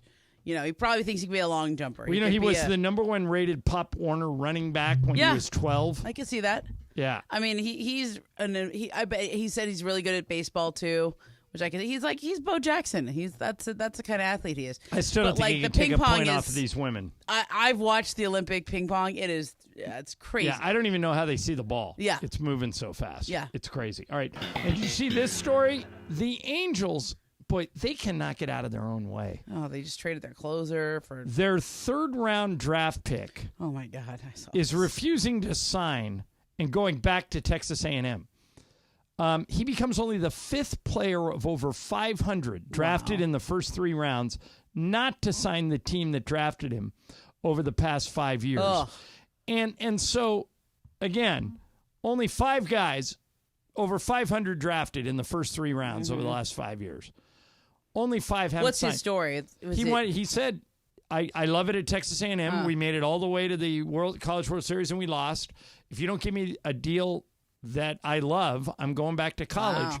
Shouldn't somebody at the Angels have a conversation with him beforehand before they draft him? Sometimes those guys are like the Scott Boras player who, right? You got to know what that's why they came up with that whole slotting system, right? So you get, you get the bonus money based on where you're drafted, because Boras would do that. You'd have a guy who picked 27th and he'd make more than the first overall pick, right? That's embarrassing. I'm right, and I just don't. I mean, I feel so bad for Angel fans because 3rd round pick that's no joke. Yeah, you can't do anything about a bad owner. You can't. I mean, if it infects every part of your franchise, and if there's one thing we've learned over the years is that Artie Moreno doesn't know what he's doing. See, I think this is also a situation. Could be, at least. I don't know the story as well as you do, but he might think that if I go back to college, I can be a 1st round pick and get much more money next year. And also, baseball draft picks don't always work out. Like they are very suspect. Well, even this 1st round picks are suspect. Yeah, this guy's name is Ryan Prager, and he was asked after he decided to go back to Texas A&M, "What did you tell the Angels?" He said a week before. This is The Athletic talking to him. A week before the draft, we were talking. And that's when I became, okay, I'm super comfortable and pretty content if I go back to school. We communicated that very well. Okay. I can't speak for the clubs, and if they knew extremely well, but I knew we had talked about it, and we were very content with both options. If I hear that, I'm not drafting him. I'm not wasting a pick on a guy who's going to use me to do exactly what you just said, Ramona. He wants to parlay it into being, or Greg, you that's said going to happen more in pick. baseball now because of what you just said, Greg. Like, it's no sure thing you make it in baseball, and they're going to start getting NIL money for a lot of these schools.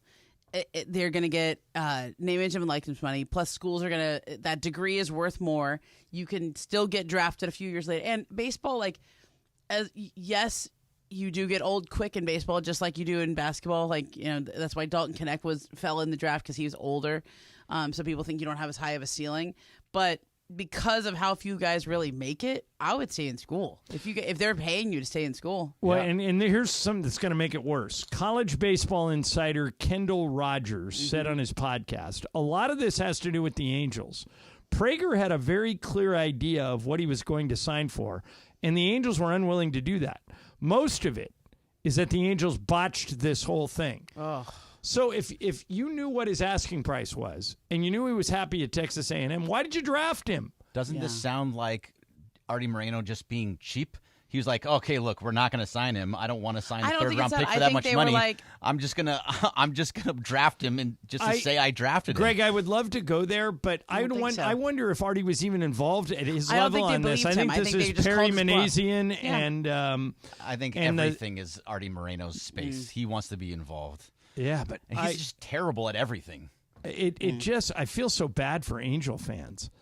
The Angels, who already have a weak, I'm reading this in The Athletic, the Angels, who already have a weak farm system, missing out on a top pick is significant.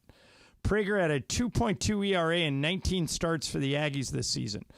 Angels will get a compensation pick at the end of the 3rd round next year, but it'll be later than pick 81, where they selected Prager this season, and they'll lose bonus pool money this year as well. Slot value for the 81st pick is $948,000. Not signing Prager lowers the Angels' bonus pool from $12 million, almost $13 million down to 12.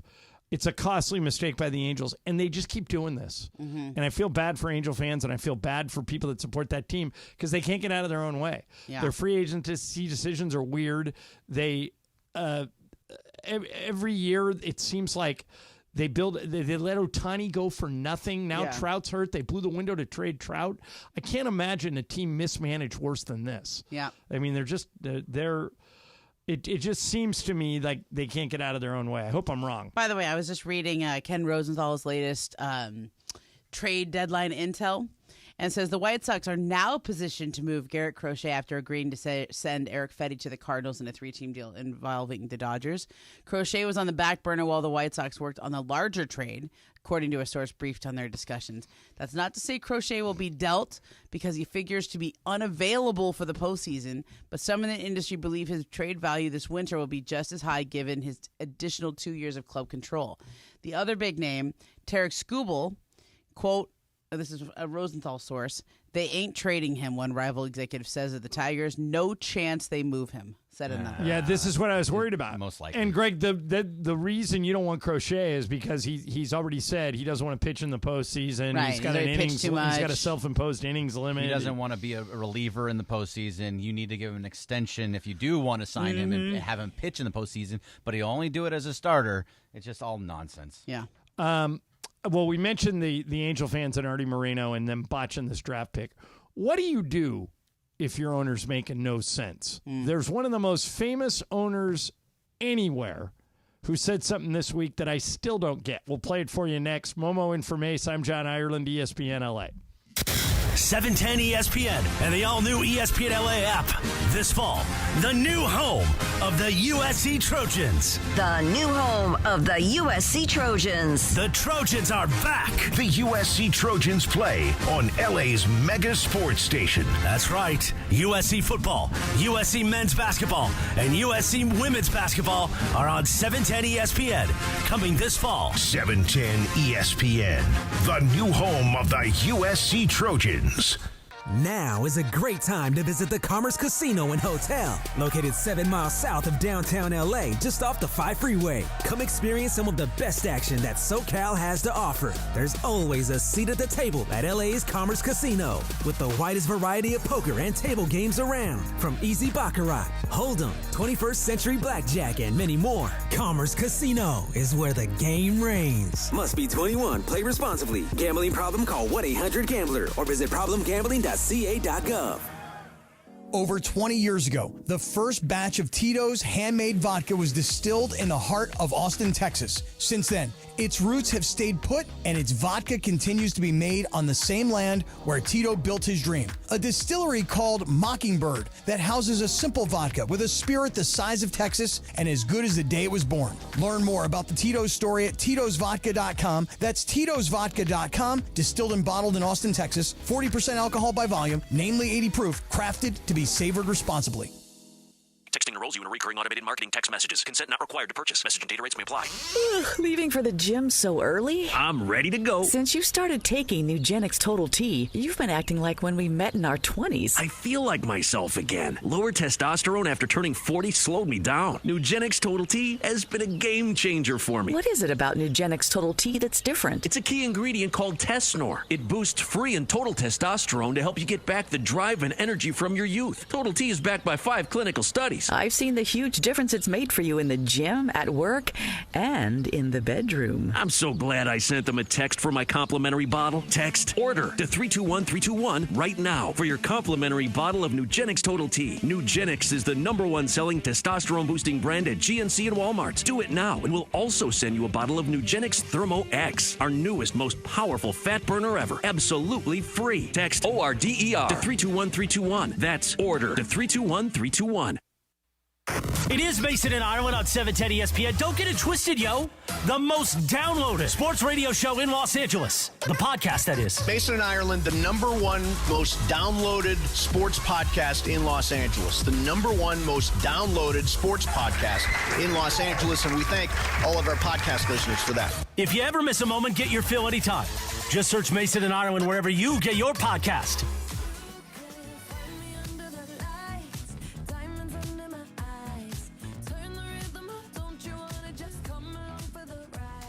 Dua Lipa? Oh, yeah. Yeah, that's what I thought. From Barbie. Oh, yeah. Oh, and so that's topical. Greg went and saw Barbie at the Hollywood Bowl this weekend. All right, so like the Lakers and the Dodgers, the Cowboys have been quiet. And nobody can understand why. They haven't signed any free agents. They haven't done any trades. And Jerry Jones, of course, is one of the richest owners in all of the NFL. So the other day, they're at training camp, and the other day somebody asked Jerry Jones, why haven't you done anything? And his answer, to me, makes zero sense. Listen to this when Jerry Jones was asked, why haven't you made any moves? And so what our fans, what you're seeing, what we deal with is we're buying time. We're option quarterbacking, and we're going on out toward the sideline, and we haven't handed it off. We haven't pitched it. We're trying to make our mind up what to do. Does that sound like Mahomes to you? A little bit? Okay. It do. It really do. Here's the difference, Jerry. Mahomes actually makes decisions and then does something. You're running out of sideline. You've done nothing. And you haven't even decided who to pay. He can't. CeeDee Lamb's not in camp. He's got to pay Micah Parsons. Nobody knows what's going on with Dak Prescott. What is Jerry Jones doing? I honestly think that they waited for those two quarterbacks to get their money. I mean, Jordan Love and Tua Tagovailoa, right? Those guys broke the bank. And there's the sense that if they don't pay Dak, somebody will pay him next year when he can just be a free agent next year. So now the market was set by the two guys getting their big extensions, and they have to decide, okay, do we want to go over that? Or do we want to dare him to play it out and be a free agent? And then there's CeeDee Lamb and Micah Parsons. So I think he was waiting for those two big contracts to get signed. Right, but you realize that indecisiveness can be fatal. Yeah, and you know what he also did? They're not making any decisions. I don't get what they're doing. He also was asked to compare Dak Prescott to the contract Jordan Love just got. So he goes, well, I get in trouble whenever I compare things or two people or two players, but I'm going to try not to get in trouble. But remember that playoff game and what happened with Jordan Love last year. So, Dak's got his work cut out for him, or we all have our work. In other words, he's saying Dak's better. Well, wait a minute. I'm sorry, he's saying Jordan Love is better. Yeah, Jordan Love carved up the Cowboys in that playoff game last year. So, I mean, to me, that's like, in a way, they gave Jerry Jones and the Cowboys leverage. The Cowboys leverage is, for Dak, is just daring him to play it out. Like, does he want to risk getting hurt or having a bad year? Right. And in the NFL, that's totally reasonable. Especially for a guy who's had injuries like he has. Yeah, totally reasonable. All right, so I wanted to ask you guys about this. I'm not a big memorabilia guy. As a matter of fact, Brian, do you own any memorabilia? Like, do you have, like, a signed baseball somewhere? Yeah, I got Joe Torre, a bunch of Tony Gwynn stuff, autographs. Greg, how about you? Are you a memorabilia guy? You got a lot? No, I only have two, and they were given to me. All right, Momo, you got any? Yeah, I do. Okay. Yeah. I'm not like, if you walked in my house, you've been to my house. You can't tell I'm a sportscaster. Not that much. I have a like bobbleheads. I like bobbleheads. Okay. I got the Kike Hernandez bobblehead last week. Tell me how you guys would feel about this. Barry Bonds' jersey from the 2002 World Series against the Angels, along with a bat he used to hit his 60th home run, sold for more than $245,000 at auction. Ooh. So here's my question. Is it smart or stupid to invest in Bonds memorabilia? I would say stupid. But, Greg, this story would prove me wrong. If people are willing to pay $245,000 for Barry Bonds memorabilia, maybe I should invest. Would you, if you had disposable income, buy Bonds memorabilia? Because it's tainted, right? I mean, people still, if you're a Bonds fan, you don't care if it's tainted or not. And honestly, can we just get over this whole thing? Like, Barry Bonds should be in the Hall of Fame. I agree with you. He's the home run leader. But he's not. And if Mason were here, he would tell you he never will be. He never will.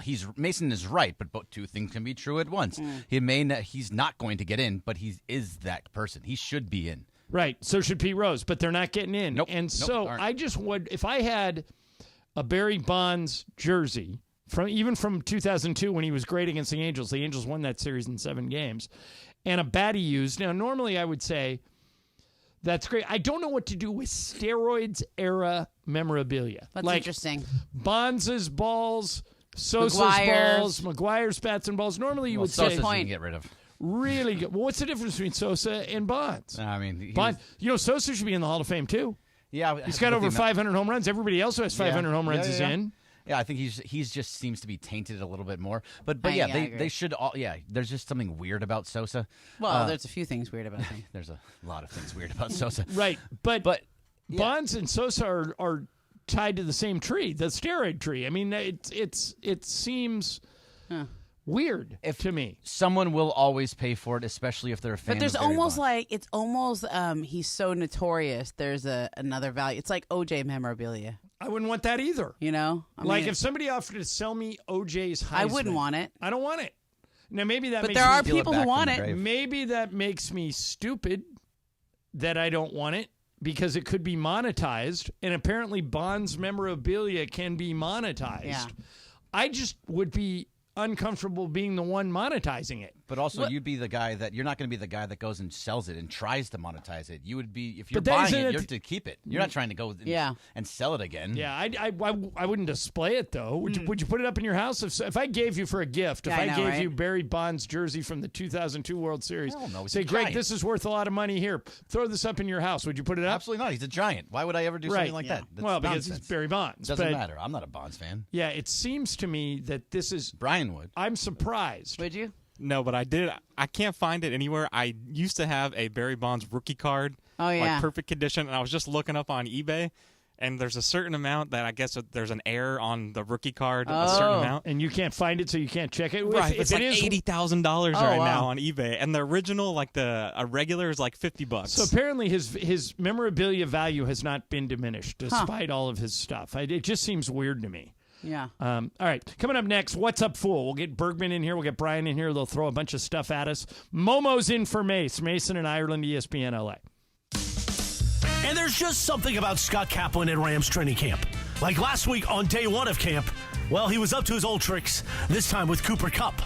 Here's the picture that you were looking at, Cooper. Oh, my God. Here's the picture right there. I know exactly. Yeah, I know exactly where we're going with this. He did it. Yeah, there it is. Yeah. Now, I thought maybe you might like an autograph, young fella. Oh, yeah. Would you like that? I would. Okay. Last year, Aaron Donald got an autograph from me, and this year I'm going to write an autograph to you. Anything special you need me to say or anything like that? Hurry up. You know? No. From your favorite radio host And inspiration. radio host and inspiration. There you go, host and inspiration. Okay, there you go. Still have those glasses? Yeah, I got them. You want to borrow them? There might be a situation where I might need whatever those are. Here you go. I can't wait to put this on my wall. Thank you. Aaron Donald's got one on his wall from last year, too. Cooper Kupp. Thank you, Coop. What a man. What will Cappy get into today? Don't miss Cap and Rams Super Bowl champion DeMarco Farr live from Rams training camp at LMU, coming up at 4 p.m. this afternoon on your home for Rams football, 710 ESPN. Hey guys, it's Cappy here, and I want to talk about my friend Avner Gatt, a public adjuster. Now, many of you guys have asked me, why Avner Gatt? What makes his team so unique at handling insurance claims? So let me tell you something. I've been working with Avner and his team for a while. I can tell you this. Avner Gatt has a dynamic team that's highly effective and successful because these folks come from a very diverse background in the insurance industry. For example, some of them used to work for insurance companies before they joined Avner's team. Yes, they actually chose to switch sides when they realized the effectiveness of Avner's team's work. Some of them used to be in the restoration business, rebuilding homes after disasters. Some of them used to be in the contents handling business, moving homeowners' belongings to a safe place for restoration and storage. Some of them were experts in hazardous materials handling, like asbestos and lead testing. That was their daily work.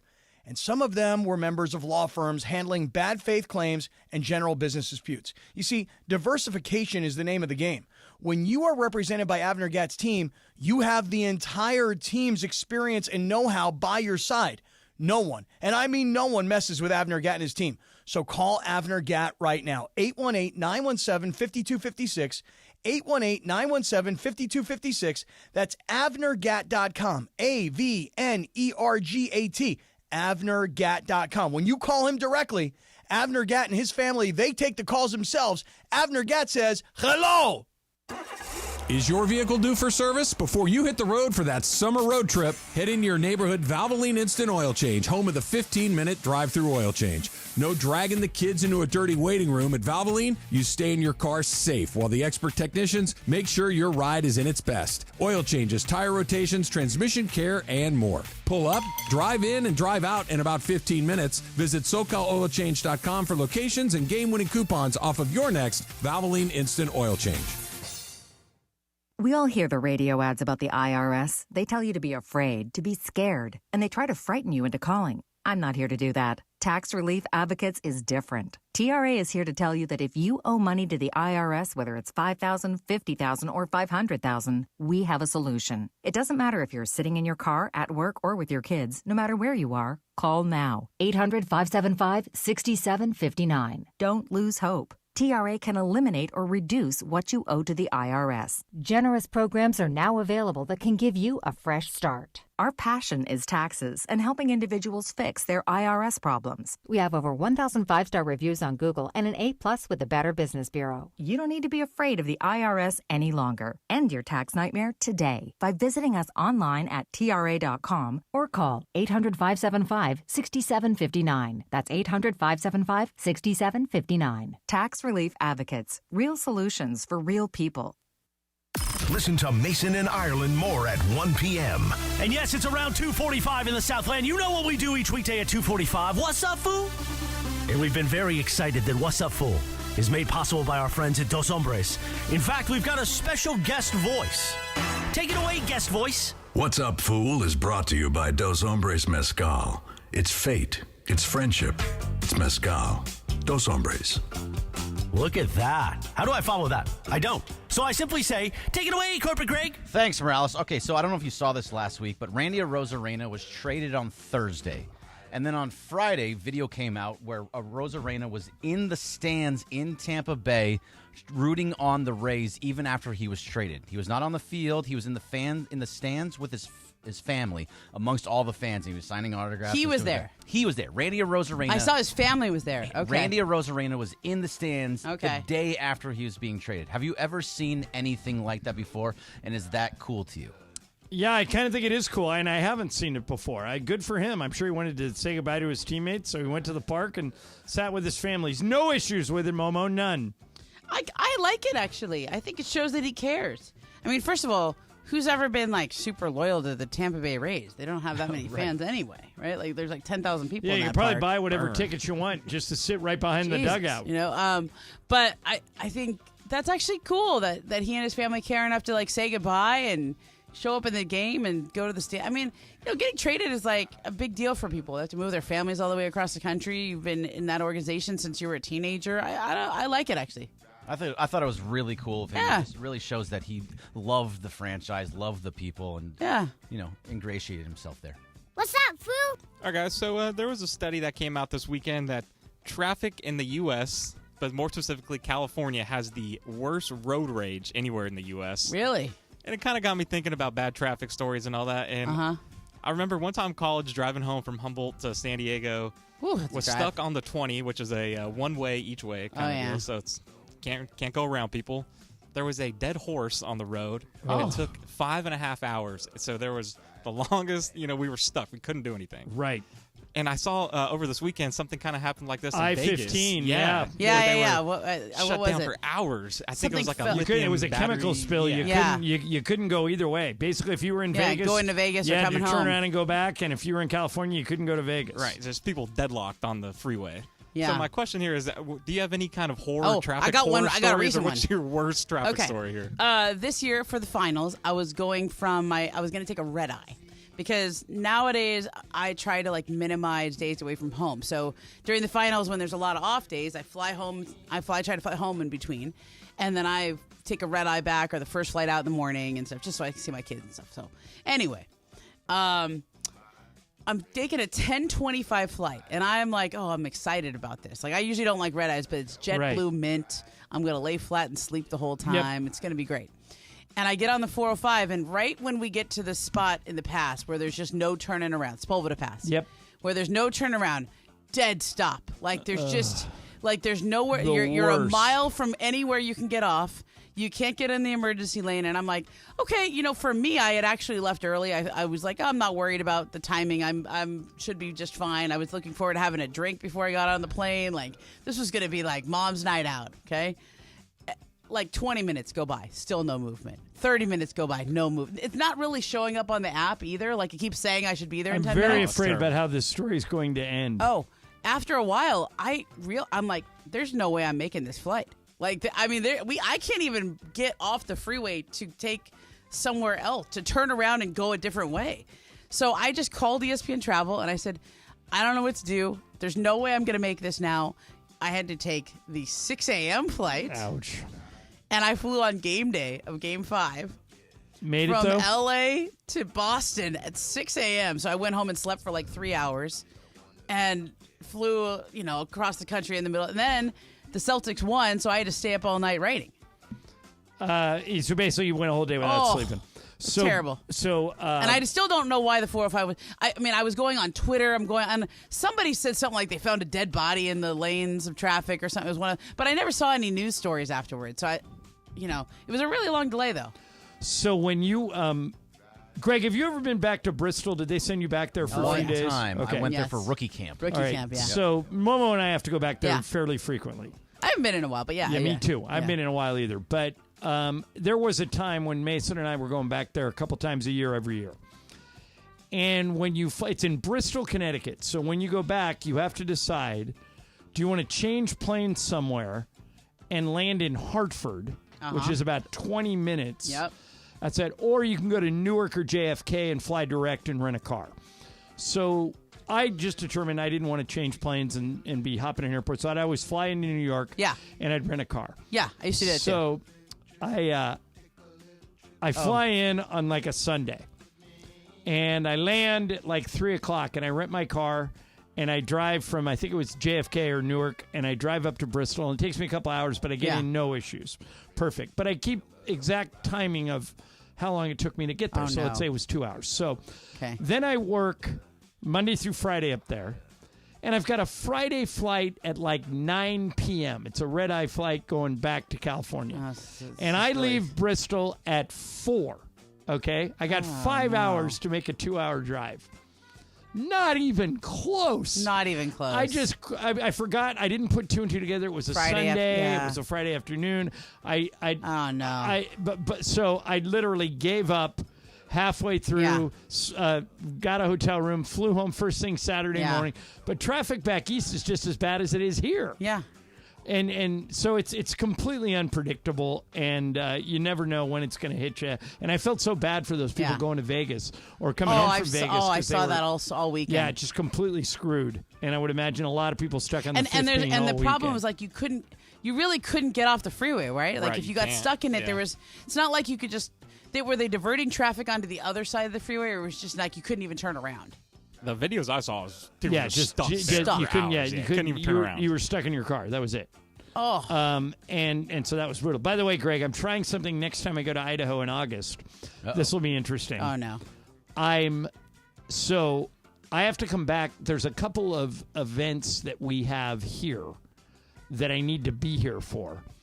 But I want to maximize my time in Idaho, so I'm actually going to leave Idaho on a 7 a.m. flight that lands here at 9, and I'll have 4 hours to get here. I'm just because of exactly what you point out, Brian. I'm nervous. Yeah. Like that flight gets delayed 2 hours. I hit traffic when we land. I'm hosed, but we'll see how it goes. If it doesn't work, I'll give up the dream. But just let me know what day I'll be on call. Yeah, that's exactly what I'm gonna do. Yeah. Okay. What's up, Foo? All right, as another day, which means another national day. We got so many. Every single day, it's something else here. This one I actually get behind. National Chicken Wing Day. I think it's very well to be celebrated. Is it today? It is today. Where yes. are my chicken wings? Right, no, don't we have a sponsor who does chicken wings? Well, we normally do. Well, here's a little two-part question for you. So. The debate always is, are you a flats or drums? Which one is better, because there is a right answer. And then also, where is the best wings you're getting in SoCal? Okay, so what is the right answer, by the way, Brian? But no, it's flats. Flats. Yeah. No, I completely disagree. So you're wrong. You're wrong. Why am I wrong? The flats are the best. They're not as good. Why are they not as good? Drumsticks are easier to eat. I'm all about No. ease. See, when you do the flats right, they're Yeah. easier. You could pull it all right out. but get then all you the got it meat. all over your hands. Forget it. Well, the drums get it on your hands too. No, but the drums are easier to eat. No, when I order no, fried flats. chicken, by the No, way, no. if I go into Popeyes or KFC or anything, I ask for all drums. No, Oh, you're wow. missing out on the flats. Yeah, You're getting a lot of gristle with your drum. Yeah, but I'm not a huge wings guy. Yeah. They got good wings downstairs at Yard House. I've gotten those before. The best are the thighs. I like chicken thighs. We used to have a deal where Buffalo Wild Wings would Yeah. send wings in. I'm surprised they didn't today. That'd be a great day. Come on, Kate's, where you at? Yeah, Kate's, what's up? Where are my vacation or wings, something? man? Come on. Yeah, but Brian, where do you think the best wings are? In LA, I haven't really found them. In SoCal in general, Epic Wings used to be Wings and Things down in San Diego. By far the best wings I've ever had. Epic Wings. All right, I'll try them next time. Are you I'm a down spicy wing? Like, are you about the toppings or about how they're prepared? I like a dry rub. I like lemon pepper. Lemon Pepper was Yeah. Lemon Pepper Lou Williams. He used to go to that strip Right. club just to I get the know. wings. Yeah, that's why he was going to the strip club. Exactly. You really like the wings. I love Lou. I loved him when he played for the Lakers. Do Loved you him when he know? played Do for you the know Clippers. that I'm the one who wrote that story? The lemon pepper chicken wings. Was it? Are you really? You How'd gave you him. break it up? I'll show You you. gave him the Bobby nick. Marks. You gave him the nickname. No, Lemon I didn't. Pepper But Lou. like basically what happened is that think people were talking about that in the NBA. Like, hey, did you know that Lou Williams was spotted on Jack Harlow's Instagram page as having left the bubble? Like, people, this was like a thing that everybody noticed. Yeah, that's right. And he showed up on Jack Harlow's page, and Bobby Marks and I were like, Bobby somehow knew, and I knew, and whatever. And I was like, well, this is kind of a thing. Like, this is definitely a story. And it was all over the gossip thing. It was all over the gossip pages, right? Because Jack Harlow's a big guy. And I was like, I think we got to write this. Like, it was kind of it was a legitimate story that you cannot just break out of the bubble and go eat chicken wings at a strip club in Atlanta. What's up? Sorry. I got one more here. For Okay. you. Google so that driving story. around, listening to the weekend, Sports Center is going around. They were talking about if you, just as an average Joe, could go into the Olympics and you are atop of any event. Yeah. What's the one gold medal that you would want to win for any event that you could choose? Like, what's one that you think is the most coveted gold? To me, it's easy. Decathlon. Oh, yeah, that's cool. I'm great. I'm the greatest athlete on earth. I get to compete in 7 or 8 different events.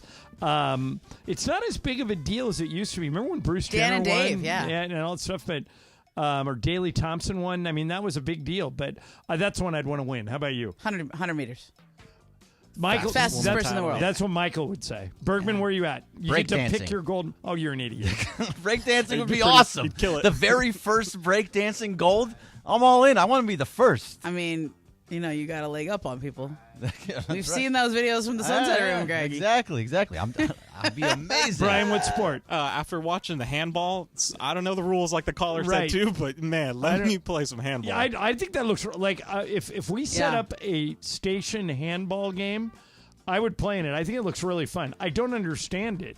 I cannot for the love of me. I Why, watch for Greg? Why do they dribble sometimes? Other times they just take the ball and run with it. I can't explain to you how. And that why works. would you ever volunteer to be the goalie in handball? The net is 3 times the size of you, and you Yeah. have to, Gigantic. like I Every watch game I watch, they 15 score. consecutive goals. Seriously, I was like, oh, they scored again? Oh, The only handball I know is when I was a kid and I had slices and you had to bounce it. The ball would bounce off the bottom. like off the wall. That's what I Yeah, thought off the they were wall. gonna be That's playing. handball It to was me. racquetball. Off the wall. yeah, off the wall slices. racquetball, Can't except go with too your low. hand. No Americans. I saw what they were playing. I was like, what the heck This is is this? kind of like rugby, but also kind of like soccer, but with your hand. I don't know. But all it looks right. fun.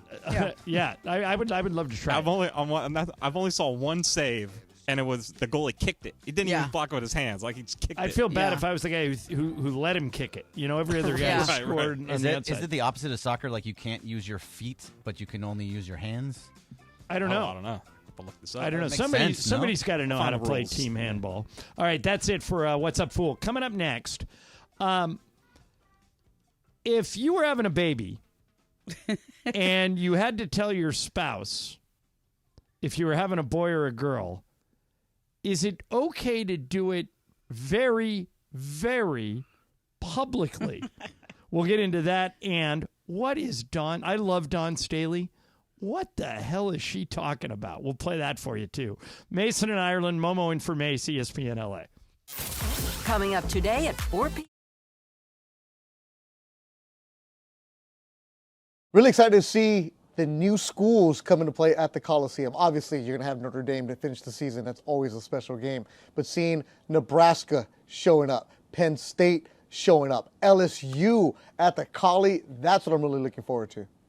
I think both programs, the men's football program and the men's basketball program, are moving in the right direction. And the women's basketball program at USC is going to be ranked top 5 next year. So it's a great time for the USC Trojans to be back on ESPN LA. I'm really curious to see, what does USC football look like without Caleb Williams? What are the adjustments that Lincoln Riley makes? And what is the defense going to look like in the non-Alex Grinch era? New conference, new quarterback, just really fired up on the football side. New head coach for basketball, so almost like a really new team, which is going to be awesome. And then returning to prominence for USC women's basketball, to be back to where USC women's basketball is. I'm super excited to see Juju in her second year, but just the rest of the players continue to grow under Coach Godley. This beautiful thing has been up since the first time SC was here. But guess what? USC is back! And once again, this means something for us. Pumped for this season. USC Athletics back on 710 ESPN. 710 ESPN and the all-new ESPN LA app. This fall, the new home of the USC Trojans. The new home of the USC Trojans. The Trojans are back. The USC Trojans play on LA's mega sports station. That's right. USC football, USC men's basketball, and USC women's basketball are on 710 ESPN coming this fall. 710 ESPN, the new home of the USC Trojans. Get your red on and enjoy Angels baseball from the comfort of a suite. Entertain guests with all-inclusive packages. Call 888-796-HALO or visit angels.com/suites. Hi, this is Sean McVay of your LA Rams. The Rams play here. KSPN, Los Angeles. 710 ESPN. A good karma brands radio station. ESPN 710, Los Angeles Sports. And it is the biggest show on the radio. Mason and Ireland is on for your Monday afternoon. The other thing I wanted to say is I heard Mason Morales talking about Dom and sub. Morales, I guarantee you're a sub, man. Listen, here we go. Olympic fever is all over the place as Team USA continues to go for gold in Paris. Meanwhile, John Ireland is back from the Idaho compound. In studio today with one Ramona Shelburne. Momo sitting in for Mace, who's at a dude ranch, we think, somewhere. We'll find out more as the week goes on, I'm sure. We'll also find out, do the Dodgers have another trick up their sleeve as the MLB Trade Deadline ticks away? That and so much more on this Monday in July. Let's get to it. The biggest show on the radio, Ireland and Momo. We're talking about Bronny in the second round, and we're going to draft our all-star. I mean, what are we doing? What are we doing? Mason and Ireland with Momo. Here Monday afternoon right now.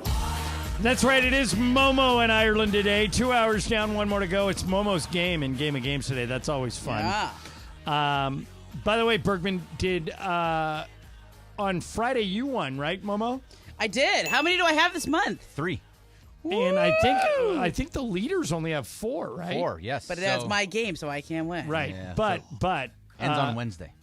Oh, it is. It ends on Wednesday. Oh yeah, because I gave you guys a kiss this week. I fixed it so you and Mason don't have to do another game before the end of the month. You would have done it. Yeah, but I've been winning too much lately, so I wanted to make it hard. Please, Seriously, it's not good if I win every month. How many months in a row have I won? So you've been good the last couple months. I have it right here. You won June and May, and then you and I tied in April. Okay. So then, and this but July. I won So from October of last year to January of this year. I won every one of those months. Right, but then February through June. It's Mason. February, March was Mason. You and I tied in April, and then you won in May and June. Okay, so it's winding down on Wednesday, and we're going to play today in about 40 minutes. So there is an Olympic swimmer named Ryan Murphy. Okay, he's good. He won the bronze in the men's 100-meter backstroke. It's his 3rd Olympic medal at that distance. Now, Ramona's married. She has 2 kids. I'm married and have a kid. Greg has a daughter. Brian is about to get married. So you haven't gone through childbirth yet, but no kids. A big, and you don't think you'll have any? Probably not. Interesting. A lot of people are going that way lately, but a big game now is the gender reveal. Like everybody makes a big deal out of once you find out. Eat a cake and you cut into it. And it's pink or blue. The balloons. Right. And a lot of people making a really big deal out of it. We didn't. We were in the doctor's office, and she said, "Do you want to know what you're having?" I said no. Lisa said yes. The doctor looked at me and goes, "She's the one having the kid. It's a boy." So Ryan Murphy was swimming in the 100-meter backstroke final. And he did well. He won a bronze medal and his third medal at that distance. At the exact second he won bronze, he looked up into the stands at his family, and his wife held up a sign that said, "Hey," it's their first child. Yep. "Hey, Ryan, it's a girl." And Murphy ran out of the pool and ran up and hugged his wife, and it was kind of but here's my question: as somebody who's had 2 kids, would you want the reveal to be that public? Not really. You're pretty early in the pregnancy when you find out. Right. Like, I think... Let me see if I can find out how far along she is. I found out at like 10 weeks. Okay. It was really early. Like, you're still in your first trimester. And I think that's like not even to the part where you're really telling people yet. So like, you they really were don't married, tell people, They were married in September of 23. Okay, so... So it doesn't say how far along she is, but I mean, usually, if they're young, she probably found out about a little later. Because if you're an old lady like me, they make you do all these things really early.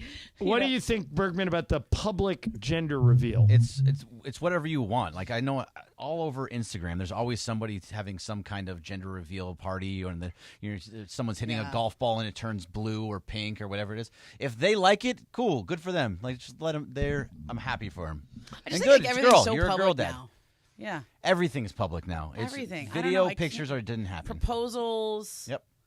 I actually have gone the other way. I've just been putting way less stuff. Mason's that way. He's very public. I'm very private with stuff like that. But there are a lot of people pictures, there are a lot of people that if you don't do it publicly, it didn't happen. It's like a very big deal. And I think I just have known too many people where like, I don't even want to say this because it feels bad, but like it's good to wait a little while before in case you tell something everyone. happens. Yeah, unfortunately, things do happen every once in a while. All right, so another Olympic story. Dawn Staley is on the committee. She was the last coach, right, to pick the roster for the Olympics. If you've listened to the show, I've been on record as saying it's an absolute mistake, abomination. They didn't put Caitlin Clark on this team. They were given an absolute lightning in a bottle story, and they didn't take it. Yep. And they elected not to put Caitlin Clark on the Olympic team. Now, let me give you guys some context. They're going to win the gold medal, and they're going to win it easily. They always do. They've won 7 straight gold medals. Yeah. And the team is loaded, whether it be Diana Taurasi or Brianna Stewart or Sabrina Ionescu. They're loaded. All right, they have. This is not a debate over whether or not they were going to win or lose the gold medal. They could put a whole different team out there and still win the gold medal. They got beat by the WNBA All-Stars, who are not like the second team, basically. So a lot of people are still wondering why Caitlin Clark wasn't put on this team, because she's the biggest story in women's basketball. So Dawn Staley came by the Olympic Media Center and was doing a sit-down interview with Mike Tirico, and Tirico asked her, "Hey, let me ask you a question I'm sure you haven't been asked at all. Why isn't Caitlin Clark on the team? Yeah. You were on the selection committee." And listen to what Dawn Staley says. As a committee member, you're charged with putting together best team of players, the best talent. Caitlin is just a rookie in the WNBA. Wasn't playing bad, but wasn't playing like she's playing now. If we had to do it all over again, the way that she's playing, she would be in really high consideration of making the team because she is playing head and shoulders above a lot of people, shooting the ball extremely well.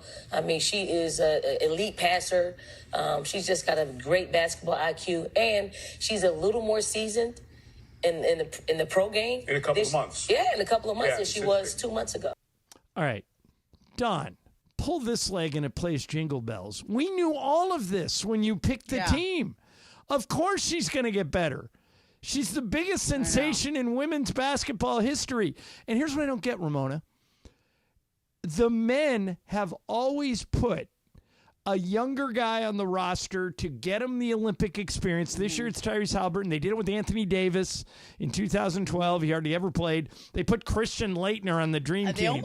I think they could have put Cooper Flagg on the team this year. They were thinking about it. Right. So they've always had a history of let's get somebody some Olympic experience so we can put him in the next games. And yet they elected not to. And Caitlin Clark always says and does the right thing. I would have put Caitlin Clark and Angel Reese on the team, even if they never played, just to get them the experience. What am I missing here? Okay. I'll tell you what you're missing, which is that USA women's basketball is really corrupt. Like, this is huge Connecticut bias, and it has been for a long time. I have covered a lot of these stories where, remember when they just told Candace Parker, sorry, we don't need you?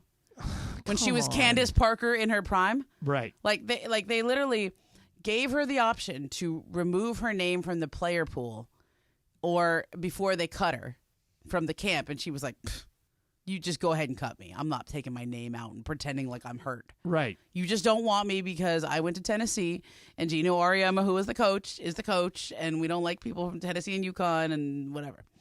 Then there's Nneka Ogwumike, who went to Stanford. MVP of the WNBA.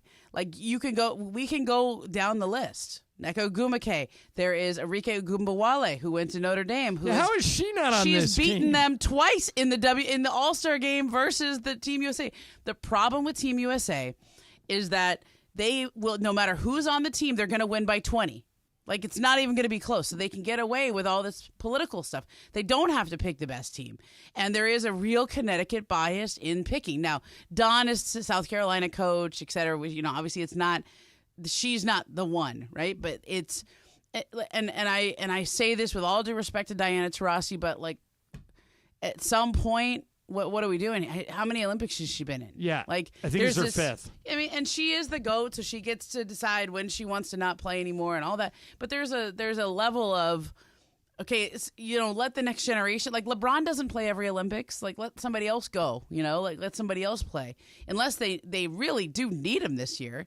And this is probably his last Olympics, or unless he wants to stick around for the one in LA. But I think that they can get away with this because all the political stuff in women's basketball that have really hurt the league and that have really hurt Team USA for years, they still win. So they get away with it. Nneka Ogwumike, I mean, I just will never get over that one. Right. She played on Team USA in all the off years. They said, wait your turn. And you can go through, you can find like all these great players who just didn't go to UConn or didn't go to whatever, who should have got opportunities on the Olympic team and then didn't. I almost wish these other girls that all got the short straw would go establish citizenship in another country and come compete against us. That's why the All-Star game is so great, because they always do. Right. It's the second time they beat Team USA. Yeah. They did it last time, too. And Dawn Staley's saying, well, she's better now than she was. What she are you is. talking about? Of course she's better now. She's better now. But also, you didn't think she was going to figure this out? Yeah, I'm not mad about it for Caitlin because she really does need a break. She's been playing. She played the entire college season. She didn't even do the 3-point contest at the All-Star game because she's exhausted. She's like, thank God I get a month off. I'm so tired. So It's probably good for her long term, but it's just so short-sighted and dumb. Yeah, and they blew a chance to grow the game tremendously because everybody would have tuned in to see Caitlin Clark, even if she only would have played 5 or 6 minutes. Exactly, and now I'm not even watching because they're going to win by 20 every time. Right. Yeah, it makes zero sense. All right. It seems that a movie, something we all saw that came out years ago, is determining how a certain position in the NFL gets paid. It didn't make sense to me at first, but now it kind of does. We'll explain coming up. But first, let me tell you about the great Monica Madden and the team at Beverly Hills Orthodontics. If you need any type of ortho, you got to get into Dr. Madden and have her work on your smile. They're the experts in Invisalign, braces, and the new InBrace technology, braces behind your teeth. Check them out now at BeverlyHillsOrtho.com. It's goodbye to those bulky metal braces. Monica uses discreet, comfortable aligners that fit seamlessly into your lifestyle. Call or text her today. Come and meet Monica Madden and her team. Here's the phone number, 310-785-0770. 310-785-0770. Monica's great. The office is great. And remember, whatever happens, you're always smiling at Beverly Hills Ortho. Again, the number, 310-785-0770 or BeverlyHillsOrtho.com for more info. Sedano and Cap for your after.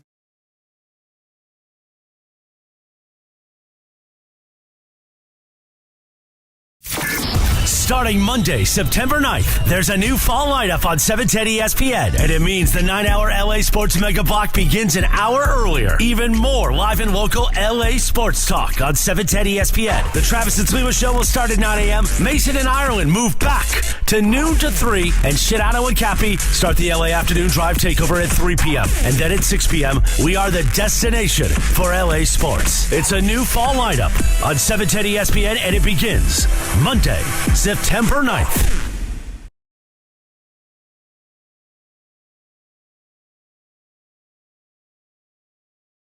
Will treat you like family, get you the medical attention you need, and the max compensation you deserve. Call 213-747-2000. That's 213-747-2000 or visit normandlegal.com. The law office of Joseph S. Normand. And there's just something about Scott Kaplan at Rams training camp. Like last week on day one of camp, well, he was up to his old tricks, this time with Cooper Kupp. Here's the picture that you were looking at, Cooper. Oh, my God. Here's the picture right there. I know exactly. I know exactly where we're going with this. He did it. Yeah, there it is. Yeah. Now, I thought maybe you might like an autograph, young fella. Oh, yeah. Would you like that? I would. Okay. Last year, Aaron Donald got an autograph from me, and this year I'm going to write an autograph to you. Anything special you need me to say or anything like that? Hurry up. You know? From your favorite radio host. And inspiration. Radio host and inspiration. There you go, host and inspiration. Okay, there you go. So those glasses? Yeah, I got them. You want to borrow them? There might be a situation where I might need whatever those are. There you go. I can't wait to put this on my wall. Thank you. Aaron Donald's got one on his wall from last year, too. Cooper Kupp. Thank you, Coop. What a man. What will Cappy get into today? Don't miss Cap and Rams Super Bowl champion DeMarco Farr live from Rams training camp at LMU, coming up at 4 p.m. this afternoon on your home for Rams football, 710 ESPN. Prescriptions require an online consultation with a healthcare provider who will determine if appropriate. Restrictions apply. See website for details and important safety information. Subscription required. Price varies based on product and subscription plan. Hey guys, did you know there's a generic form of Viagra that works just the same but is 95% cheaper? And you can get it online at hims.com/joy. Through Hims, you'll get a free medical consultation to determine the ED medication that's best for you, discreet shipping if prescribed, a 100% online process, and a range of treatment options, including trusted generic alternatives to the name brands, at up to 95% off. ED is personal, and at Hims, so is treating it. Just go to hims.com/joy and get connected to a licensed medical provider online for free with zero copay, no expensive appointments, and no awkward face-to-face conversations. To start your free online visit, you need to go to this exclusive address, hims.com/joy. That's hims.com/joy for your free online visit. hims.com/joy.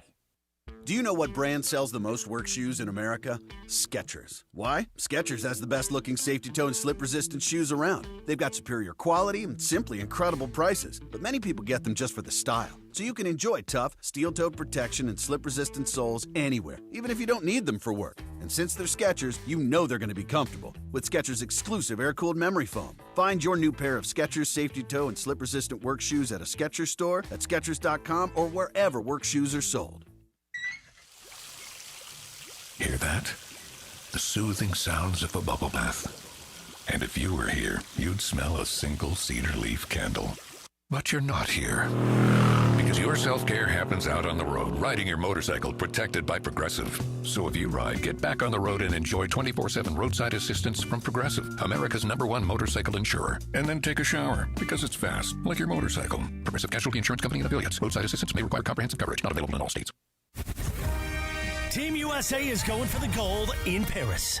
USA! It's time for a Summer Games medal count update. Thanks to our friends at Islands Restaurants. Islands winning the gold medal for the coldest beer in town. And they're off. With your latest medal count, here is corporate Greg Bergman. Hey, thanks a lot, Morales. All right, so right now I'm watching water polo, and it's Spain versus the United States, and Spain is up 6-5. But this is... it's pretty exciting. Every single time down, it seems one of them scored and it's going back and Wait, forth. the U.S. is losing? The U.S. is losing Whoa! 6-5 in Yeah, in plenty water of polo. time left, though. Women's water polo, this is a huge upset. Yeah, is that, are they Yes. really, really good? Yeah. U.S. women's water polo is like usually the best. So this is a massive game right now. So if you're around, you should Wow. put it onto Peacock right now because Good this is a save really by the exciting. US goalie. This looks so hard. Like to be able I to know. just tread water for this long. Water polo seems very, very difficult. By the way, Greg, here's my advice to you. Yes. Never ever get in a fight with a water polo player. No, they are Yeah, ruthless. They Listen. know every dirty trick in the book. Listen, sure let me do. tell you something. I lived my freshman year. I lived down the hall from a couple water polo players on the men's team. Yeah. And it was like every time they walked by, my roommates and I were like, "Hey." Like you were scared of them. No, like, hey, You're like, hey, come look, because they're come look, they're all going to this, fit they're and they're going, big. oh, yeah. God. Oh yeah. Well, they're going Ugh. for It's like the women's the catwalk every time. The women's water polo team is going for gold. But by the way, right now the United States is in 6th overall in terms of gold medals. They have the most overall medals at 20, but they have 3 gold, 8 silver, and 9 bronze. Japan is leading in gold right now, 6 golds, and they have 12 overall medals. And that is your Olympics medal count update. Islands is brought to you all by Islands. Islands, go for the gold with the coldest beer in town. Yeah, thank you to Islands for that. And what would you guys rather have? If I gave you the choice, okay, you can be the country with the most gold medals, or you can be the country with the most overall medals. What would you rather be? Most golds. Gold. I Gold. think so too. Gold. I think so too. We're all snobs. Because I saw the men's second place is first last. Yeah, but the U.S. men's gymnastics team got a bronze medal. Yeah, it's good for them. The first time they've medaled in 40 years, and they were so excited. And I didn't think any less of them, even though they got bronze. Individually, if you just get on the podium, that's amazing. So you should be really very proud of that. So right now, but Greg, for us according watching, to we want gold. Your update: we have the most overall medals, but Yes. Japan has the most golds. Yes, correct. Huh. So it'll be interesting to see how that turns out in the end. We have 20. Japan has 12. Yeah, but when we get to track France and has field, 16. Isn't that where we kind of make some hay there? Yeah, we're getting a lot in swimming right now. Yeah, we always clean up in swimming. That we have. So does Australia, right? Yeah. 11 of our 20 medals are in swimming, but only 2 gold. Yeah, the swimming is really fun to watch. It And is, Dan especially the Hicks short and ones. Rowdy Gaines always kill it. Yeah, and it's always like, the long races is not so good. Like, you're like, okay, is this thing over yet? But the ones that are like 200 meters, like, oh, man, Right. it's great. And they are so close. Can you guess what their third gold is in? They have two golds in swimming. What's their third gold? Oh, I know what it's fencing. Yes, fencing. Yeah. They have a gold It's in a girl. fencing, which She is won in awesome. fencing. Wow. Yeah, I saw the highlights of that. Good. Yeah, the good final for them. 2 was actually gold and silver. It was American versus American. Right. There was a great race, swimming It was race. Lee Kiefer. When I think it was I always watch them at night, but it probably aired from earlier in the day because of the time difference. But 2 U.S. women who grew up together finished 1-2 in a swim race. I saw that. And I thought that was awesome. They trained together, they grew up together, and somehow they finished 1-2, which was great. And there was another women's synchronized diving team that got a silver medal, and they've been best friends since they were little kids. And to go to the Olympics and win a silver medal would be super cool. I just figured something out, John. Yes. You and Michael like the Hallmark movies, right? Oh, yeah, I love them. This is why you like the Olympics. Yeah. Because they're all Hallmark story-driven. movies. They're all right. Hallmark. I mean, two kids who grew up together, swimming together, is face each other in the Olympic finals. One has to win, but it's bittersweet because she's beating her childhood friend. So I'm not. Is that not the plot to a Hallmark movie? It 100% is. And what's interesting is, since the Olympics started on, when was it, Friday? Yeah, Friday. I haven't watched any Hallmark. Hallmark is normally the background Oh, my wallpaper at my house. gosh. Either Hallmark. I am so weird. Bravo or Hallmark, huh? No, it's Hallmark or Sports Center. Really? Yeah, I'm kind of off of Bravo now because none of the I'm waiting for the Real Housewives of Salt Lake City to You come gotta back. get into Dubai. I like Dubai. Well, here's what I like about Dubai.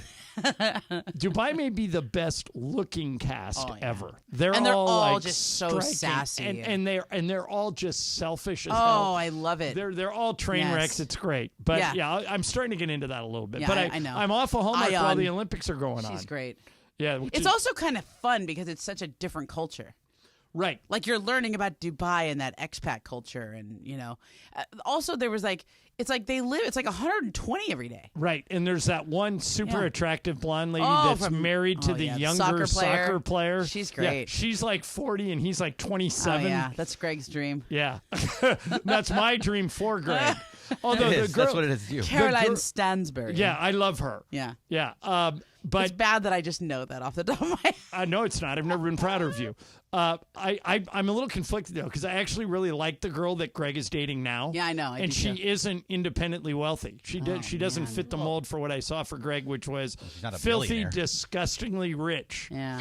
Yeah. But it's not too late, Greg. Hey, since we're on lifestyle topics, can I crowdsource something? 100%. Okay, so I had my birthday a couple weeks ago. Happy birthday. And thank you. And you too, John. I know it's your birthday. July Your birthday. 15th. Yeah, I'm 19. Me and Laura Romo. Oh yeah, that's right. You and Yeah. Laura. Yeah. So I had my birthday, and a very nice present showed up, and it was like a personalized leather bag. It said like Ramona's girly things. Right? Don't tell me it didn't have who it was from. No idea. It was from some place, some boutique in London. And it's clearly someone who knows me because it says it's personalized. It says my name. And I looked on every single thing. Did you call the boutique? I think that's what I should do. 100%. Will they tell me? Probably not, but you should come. Just say, explain it. Just say, Yeah. hey, I received It's like it's like to hold beautiful makeup items. gift. Yeah. I don't know who to thank for it. Yeah. Can you give me any information about this? And maybe they'll give it to you. Yeah, it's just like a the first boutique- name or just the last name. Yeah, give me could be I mean, it's possible, like, I don't think it's my agent. Sometimes my agent sends me things like this. Right. But I think that's usually really obvious. It'll say Well, and CIA plus or any whatever. agent will Yeah, take we want credit for credit, that. yeah. They're No, all this feels like it's from a friend, or it could be somebody like at FX or something that it just didn't come with a note. Yeah, that's weird though that it would be that nice. It's of a really gift. nice and personalized too. Like I looked up, it probably cost $200 because the place is a fancy boutique in London. Yeah, that's unusual. And you want to thank whoever gave you Yeah, that. I know. for So it. maybe they'll hit me on their. If I say it, I don't know. If it was you, DM me or Yeah. text me. Or- Hopefully, or- you have my number. Well, now what might happen is somebody that knows you that needs Yeah. a favor might take credit for it. Right. It was me, Momo. It was you. It was, really, it was, Greg? I didn't want you to know. No, I don't think But you it can was get me. away with that. You have a girlfriend now. Can't give me like a well, you're fancy married. gift from Plus, a Greg boutique in Greg doesn't London. have the money to be spending No. $200 on you. Absolutely. And it's literally like I just got this 200 little bucks for me. makeup bag. You know, Yeah, all right. Game of Games is coming up in about 15 minutes. And coming up next, we'll get to that story about a movie that in a strange way set the price for a certain position in the NFL. But when I heard this story, I actually agree with it. I think this guy's 100% right. We'll share that story with you coming up. Mason in Ireland, Momo in for Mace, ESPN LA. There's a new fall lineup coming to 710 ESPN, and it means even more live and local LA sports talk. There's nothing like NHL hockey, LA Kings hockey on 710 ESPN. Welcome to the family. Brand new partnership. We're excited to have the Kings right here, the home of the Los Angeles Kings. And Trav, now I just need an invitation to go catch a game. You have been giving you one forever. Now you have to cross the street. Now it's across the street. Go Kings, go. Go Kings, go.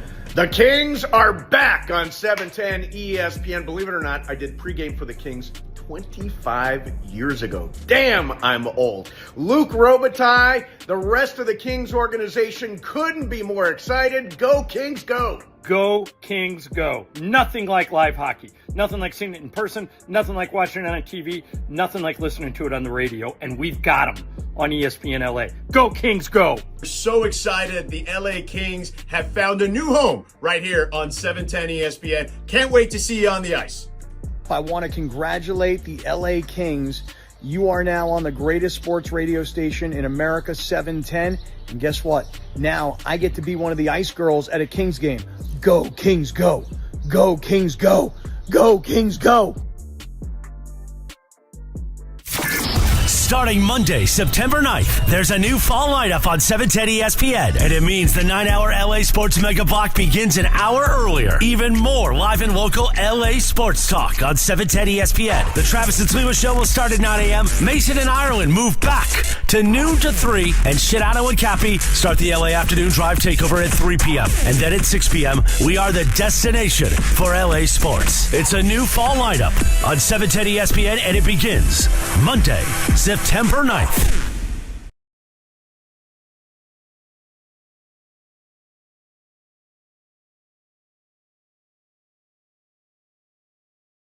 Hear the radio ads about the IRS? They tell you to be afraid, to be scared, and they try to frighten you into calling. I'm not here to do that. Tax Relief Advocates is different. TRA is here to tell you that if you owe money to the IRS, whether it's $5,000, $50,000, or $500,000, we have a solution. It doesn't matter if you're sitting in your car, at work, or with your kids. No matter where you are, call now. 800-575-6759. Don't lose hope. TRA can eliminate or reduce what you owe to the IRS. Generous programs are now available that can give you a fresh start. Our passion is taxes and helping individuals fix their IRS problems. We have over 1,000 5-star reviews on Google and an A+ with the Better Business Bureau. You don't need to be afraid of the IRS any longer. End your tax nightmare today by visiting us online at TRA.com or call 800-575-6759. That's 800-575-6759. Tax Relief Advocates. Real solutions for real people. Listen to Mason and Ireland more at 1 p.m. And it is Mason and Ireland, your Monday Ramona sitting in for Mace. Seems like a perfect time on this Monday afternoon for another edition of Johnny I defending Nice Guy Dave. Yeah, I just think that Dave's a pretty consistent winner, not winning the World Series, but he gets you there. Never gets old, does it? More of Ireland and Momo, your Monday afternoon right now. Chris Morales is another Dave Roberts detractor. He brings bobbleheads of Dave in here and smashes them for no reason. Hater. Wow. Are they all at training camp again today, Greg? Yes. Sedano, not Sedano. It's Kaplan and DeMarco and Kirk are all there. Okay. Laura's out there with them. Okay. So, Ramona, I never thought about this, but now that I've heard it, it makes sense. Willie Anderson, who was a 4-time All-Pro right tackle for the Bengals during his career, was a guest on Kay Adams' TV show on FanDuel. And Anderson says the only reason he isn't in the Hall of Fame, this guy's a 4 or 5-time Pro Bowler, is because of the movie The Blind Side. Okay. He says that after that movie, fans and media became obsessed with the left tackle because it protects the quarterback's blind side. And he said because of it, other linemen mattered less. Listen to this. Here he is with Kay explaining why he feels the way he does. You think the Blind Side movie Absolutely. had an effect on your Hall of Fame bid? Absolutely. These kids here now, you got some kids who are 18, 19 years old that would tell you, because I train kids out of my academy in Atlanta, I only want to play left tackle. And I say, well, go look at what Penei Sewell's contract was for the Detroit Lions this year. That was $100 million contract. So the kids and their parents, because of the media push of the blind side left tackle, is a huge deal. But they don't realize guards are getting paid crazy money right now. So it's definitely changed for the better, I think, because all the linemen, they're coming from everywhere now, these rushers. Right side, right guard, left guard, over the center, everywhere. He's right. Wow. But I started thinking about it, and I've always thought, okay, if you're an elite offensive lineman, I would want to play left tackle because that's where the money is. And he says he thinks he's not in the Hall of Fame because when people hear he played right tackle, they think he was not good enough to play left tackle. Kind of makes sense. Yeah, it kind of does. Also, I don't think people really understand offensive linemen, like what they do and stuff. Like unless you have like somebody recognize you and talk about you and as like one of the greatest ever. I think it's harder to make it as a great offensive lineman than it would be as a quarterback or running back because they just don't have the same name recognition. Yeah, like DeMarco talks about this a lot. Like players know. Players know. Yeah. Like I think DeMarco played against Jonathan Ogden, and he just he said, you're just not getting around that dude. Yeah. And then there was a guy in Dallas that was really, really good that nobody could get around, and so players know. But I think Anderson's point is, if you're on the right side, people just automatically assume you weren't good enough to play on the left side. And the truth is, now they just line up, people like Micah Parsons line up everywhere. Yeah. Aaron Donald lined up everywhere. It's like, so I thought that was interesting. I just wonder, because I have no idea who Willie Anderson and never heard of him before. The only Willie Anderson I knew was Willie Flipper Anderson. Right. The guy from UCLA. For a while, I don't know if he still does, Rams. but he had the record for most receiving yards in a game. I think he still does, but he's not. He's an offensive lineman that was not playing on the left side. Doesn't matter. Like, I don't know. No, I've never heard of him. Have you heard of Anthony Munoz or Jonathan Ogden or Bruce Matthews? But all those guys are left tackles. Right. The guys Orlando Pace, Larry Allen. I think Matthews might have been a guard, but I have to look it up. But those are big names that everybody knows. Unless you were from, he was a Bengal? Yeah. Unless you're from Cincinnati, I don't think you know who he is. Yeah, like, Andrew Whitworth was the Rams left tackle, and we all knew it. Because you're protecting the quarterback. The quarterback's blind side. It's a pretty big deal. Right. Well, that was Anderson's point, was because of that movie, everybody assumed, oh, you're a right tackle, you must not be good enough to play left tackle. I just don't think it's because of the movie. I think people just always saw it because... Yeah, he could be wrong. Yeah. But I think it's just a nonsense statement all right, from him. So I want to get this one other thing in here before we get to Game of Games. You remember that story last week about Canada's women's soccer team? Yeah. They flew a drone over opponents' practices and they got caught. So Canada sent the coach home from the Olympics, banned her for a year, and the Olympic Committee docked Canada 6 points in the current Olympics, so they're pretty much done. Mm-hmm. But here's my question. Is that fair to the players? Yeah.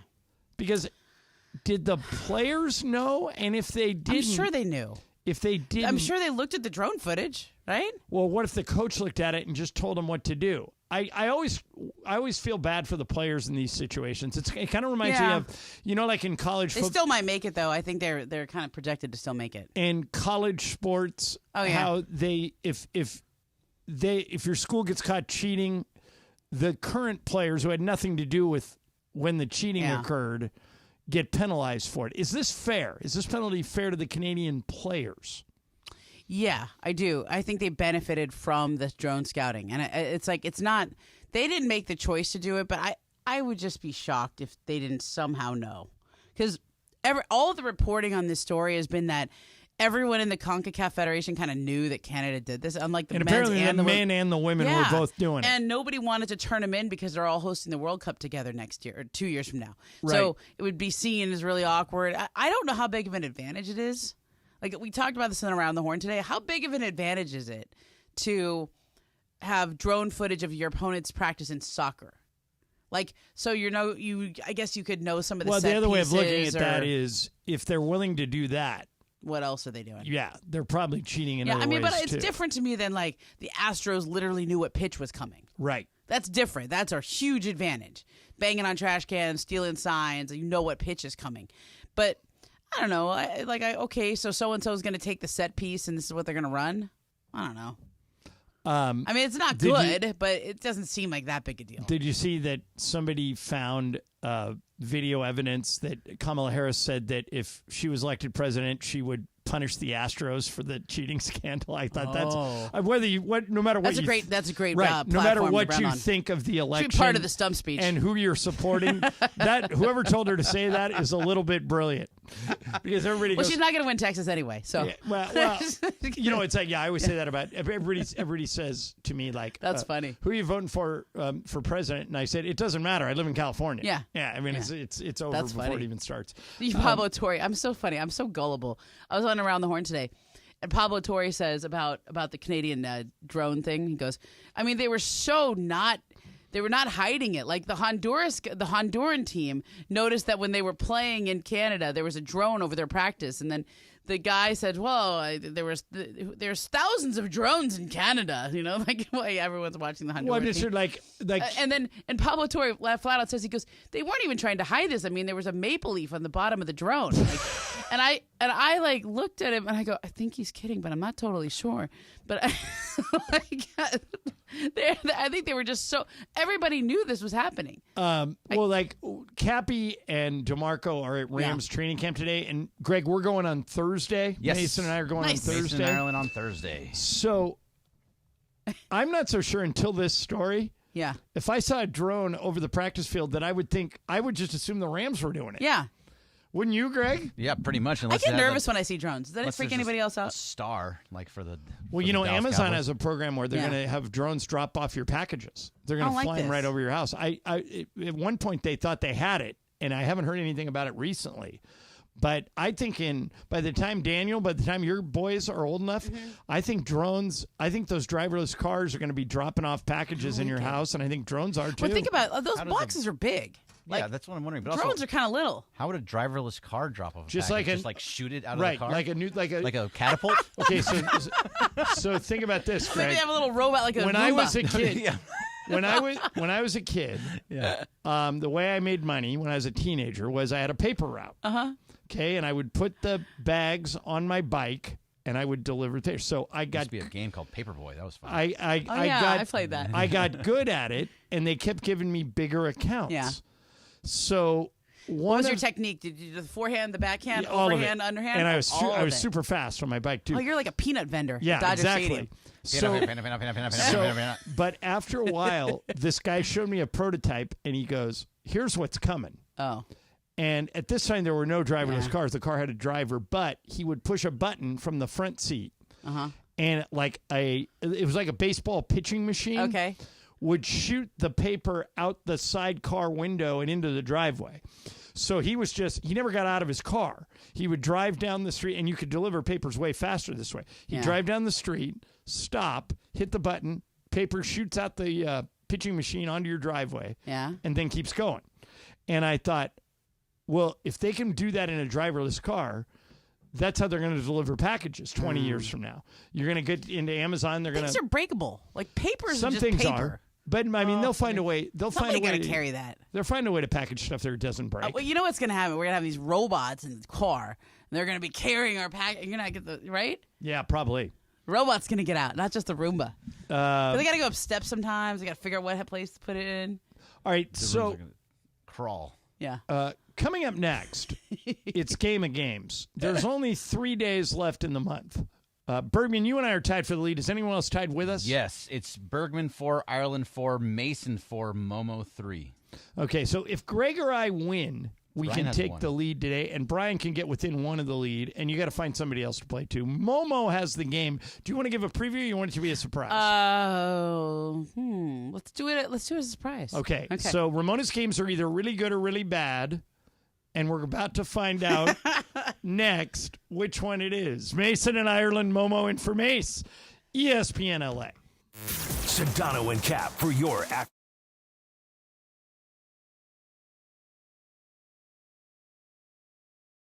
Really excited to see the new schools come into play at the Coliseum. Obviously, you're going to have Notre Dame to finish the season. That's always a special game. But seeing Nebraska showing up, Penn State showing up, LSU at the Collie, that's what I'm really looking forward to.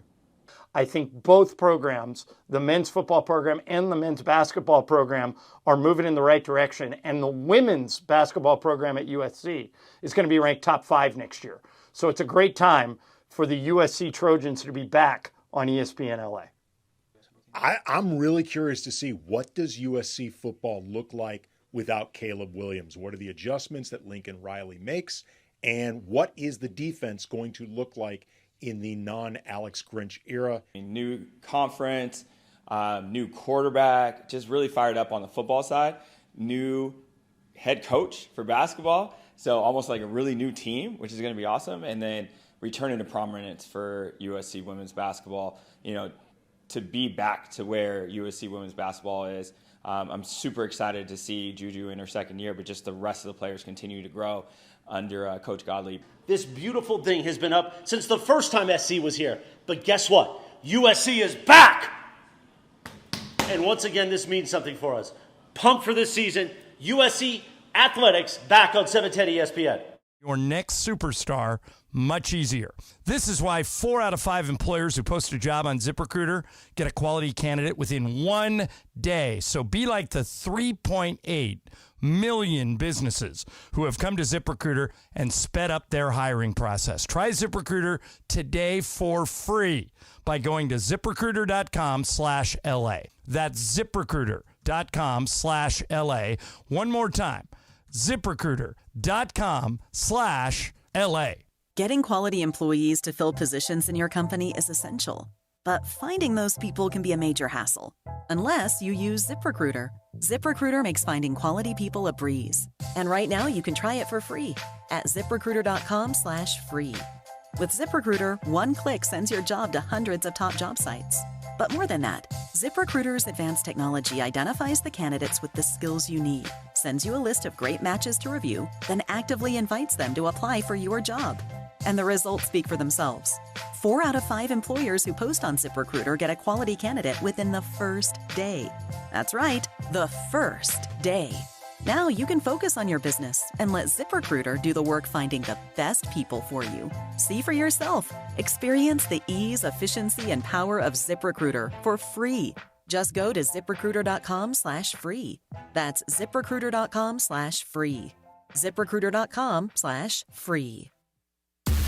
710 ESPN. And it is time for Game of Games on the #1 sports radio show in LA, Mason and Ireland. Game of Games. Game of Games presented by CallJacob.com. Call Jacob. Everyone loves a fighter, but in this town, winning matters, especially after an accident. So remember, anyone can fight, but CallJacob.com is here for you when you need a big win. After an accident, go to CallJacob.com or call 844-24-JACOB. That's 844-24-JACOB. We got the jingle. Call Jacob.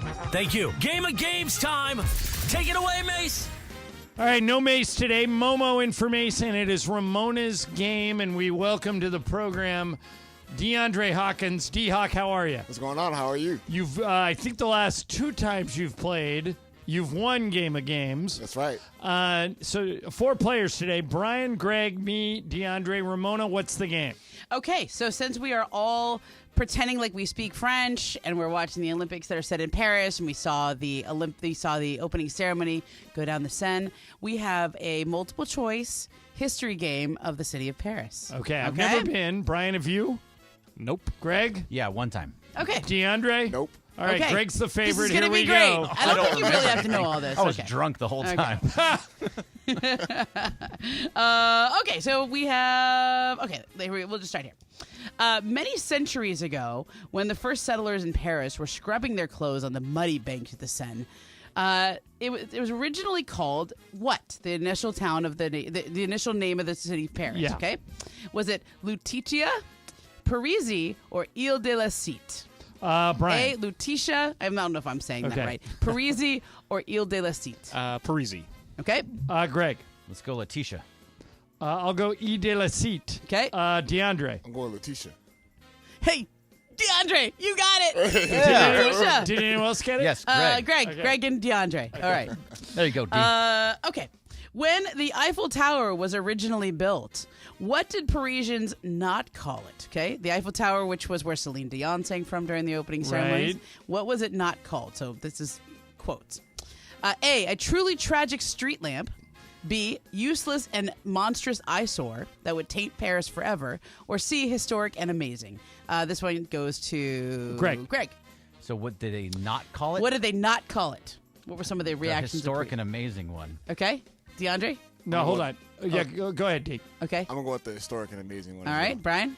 Also historic and amazing. And John. Yeah, I think you're setting this up. I think it's historic and Yeah, amazing. it's historic. That was Right. the right one. It was 2 negative things and 1 positive thing. Okay. Author Agatha Christie made the Orient Express famous as a scene for one of her thrillers. The elegant train ride originates in Paris and ends in which city? Rome, Bombay, or Istanbul? So this one goes to Brian now. You can. I was either Brian or DeAndre next. So DeAndre. Brian's Okay. already gone. I've gone. okay, Bombay. okay, John. Rome. okay. Greg. Brian. Oh, Brian. Okay. Rome.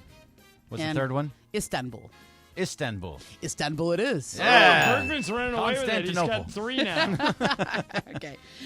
Paris is divided into sections called arrondissements. Did I say that? Sure. That Yeah, sounded we good? should ask Donald. He's right. Arrondissements. How many are there? 15, 20, or 25? All right, this one's me. I'm going to say 20. Okay. DeAndre, hold on. Greg, I'll do the I order. messed up the order. Sorry. Yeah. DeAndre. I'm going to go 20. Brian. 15. Greg. I'm going to go 20. The correct answer is 20. All right, so Greg's All right, doing way to well. go, Greg. Everybody but Brian got that? Yep. Or everybody but DeAndre? Okay. Everybody but Brian. me. Okay. The Arc de Triomphe was commissioned by Napoleon to honor the French army's victories and stands prominently at the end of the Champs-Élysées. Which of the following facts about it are not true? Okay? Not true. So we have 3 facts. 2 of them are true. 1 is not. Got Okay. it? Okay. Twice a year, the sun sets directly in the center of the arc. Napoleon. This is the second one. Napoleon is buried there, along with famous French author Victor Hugo. And the third one is in 1919, a pilot named Charles Fourier became famous for flying through the Arc de Triomphe. So it's twice a year the sun sets directly in the center of the arc. Napoleon is buried there along with Victor Hugo. And or in 1919, a pilot flew through the arc. All right, Greg.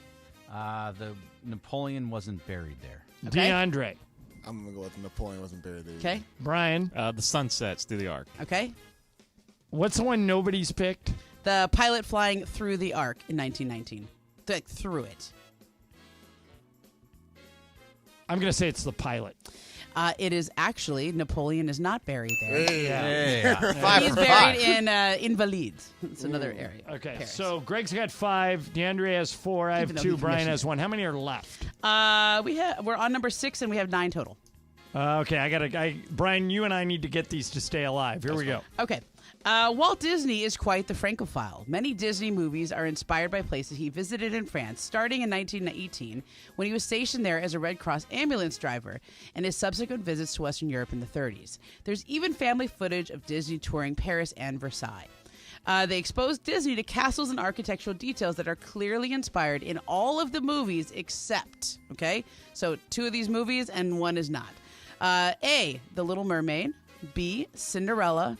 Or C, Snow White and the 7 Dwarfs. Greg. I'm going to go with The Little Mermaid. Okay. I'm going DeAndre? Little Mermaid as well. All right. Yeah, I think that's the You answer. just copying me? That sounds more reasonable. I think that's the answer, but I got to go with one of the other ones. I'll go... it's got to be Little Mermaid because there's castles in both Snow White and what was the other one? Well, there's Eric's castle in The Little Mermaid. What's the other one besides Snow White? Cinderella.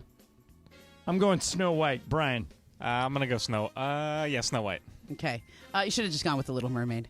Yeah. Well, we knew they had it, but we couldn't go. We had to go the opposite. Okay, so Greg has 6, Okay. DeAndre has 5, Brian and I are out. Okay. Oh, wow. How many Here are we go, stopped? DeAndre. There's only 2 left. Okay. No, there's 3. Okay. There's 3. Oh, then I can... No, I'm out. Go ahead. Still out? Okay. Yeah. How many stop signs can you find in Paris? 1, 1,000, or 5,000? Greg. 1, 1,000, or 5,000. The 1 just seems weird. I'm going to go 1. Okay. DeAndre. I'm going to go 1,000. Brian? No, Brian and I are out. Okay. You don't want to know the answer. You don't want What to is just it? take a guess. 5,000. Okay. Yeah, What I would you- think Greg's got it. I think it's 1. It's 1. Yeah. Hey, And there let's go. and there actually used to never be one. They just put one now at the end of some road there. Yeah. It's Just the All right. only So stop sign. DeAndre, you got Tuesday. it. There's only 2 left, and you got to go opposite on both. Okay. Okay. All right. Okay. The Louvre is one of the most famous museums in the world. It was originally okay. Which of the following are not true about the Louvre? Okay, so 2 Okay. facts that are true, 1 that is not. It was originally meant to be a palace, commissioned by King Philip II in 1190 to protect the city of Paris. The second one is the Mona Lisa was stolen from the Louvre in 1911 by an Italian who was salty with Napoleon for stripping Italy of its masterpieces during his occupation of the country. So the painting hanging in the museum today is actually a recreation. Or C, if you're an artist, you can apply to paint in the museum for free. The waiting list for this is 2 years long. Is it A, that it was originally meant to be a palace when it was built in 1190? The Mona Lisa was stolen and is actually a recreation. Or C, the waiting list to paint as an artist there for free is... All right. That's a lot of info there. I know, sorry. A lot. I'm gonna go, just pick A, B, or C. Okay. Yeah, I think it's the one where it was meant to be a palace. That just doesn't seem... All right, DeAndre, you got to pick one of the other ones. I'm going to go at B, the Mona Lisa. You got it, DeAndre. Hey. Okay, DeAndre's still alive. It was actually stolen, but they found it, Yeah, and see, then I they thought it tried that guy, and they got it back. It's the real Mona Lisa. Okay. It's not a go. All right, so Greg has 7, DeAndre has 6. Okay. This is the last one. Come Okay. on, So they DeAndre. say. It's a good Here one. we go. What was the Eiffel Tower built to commemorate? The 100th anniversary of the French Revolution, the 500th anniversary of the founding of the country of France, or the 1900 Olympics? Greg? Give it to me one more time because it's the last Okay. one. What was the Eiffel No, Tower good. originally built to commemorate? The 100th anniversary of the French Revolution, the 500th anniversary of the founding of the country of France, or the 1900 Olympics? I'm going to go with the 1900 Olympics. All right, DeAndre, you got to go with one of the other two. I'm going to go with the first one. The 100th anniversary of the French Revolution? Correct. You would be correct. Nice. Wow! Oh, that is That was a lot of great. history in there. All right, it is 7-7. Look at that, DeAndre. Greg has gone full Clippers. Wow. Seriously. He has blown a lead, and now him it's a 3-1 all down to the tiebreaker. Okay. Let's go. Way to go, DeAndre. That was Here we go. good, D. Here we go. Here we Were go. those me just out like of the totally lead. wild guesses? No, I took a Latin class in high school. Ah, okay. Oh, so you knew some of that? I knew some of them. Yeah. Not all of them, but some of them. All right, what's the tiebreaker, Momo? Oh, those tiebreaker. How many people visit Paris annually? All right. Closest, just closest. Just write a number down. Greg, write a number down, DeAndre. How many people visit Paris annually? All right, don't show the other guy what you're writing down. Greg, you got a number? Yeah. DeAndre, you got a number? Yeah, I got one. All right, DeAndre, what'd you write? I wrote 500,000. All right, Greg, what'd you write? That is a small amount of people. I did 897 million. I don't know who's closer. All right, what is the answer? It's actually 19 million. So you're Wait a minute. way I'm too way over. It's DeAndre. Hey! I think it's DeAndre. Yeah, because I'm way more. I knew it was millions. I was going to go a billion. billion people go. 7 I was million. How legitimately. many people do you think the world has? No, but they go multiple times. That's how many times they go in and out. By the way, I'm not saying I'm good at like guessing numbers. By the Basically way, like if saying you a would've- billion people go to Greg, Paris every year. If you would have said 1 million, you would have won. Hey, I wanted to be more competitive. DeAndre's got 3 now. Hey, there we go. Let's go. DeAndre, way to amazing. go, Let's man. go. That was a great comeback. Oh, my So God. you're was saying really 897 million is too many. I was like, when you said the number, I was like, that's way too high.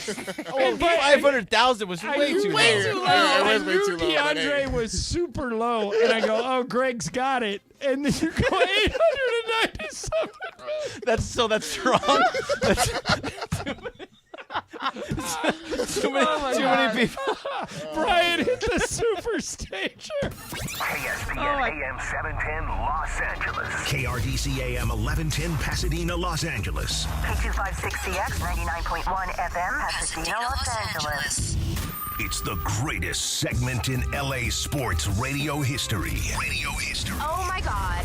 When the shows come together for magic on the radio. It will only grow stronger. Super Crosstalk.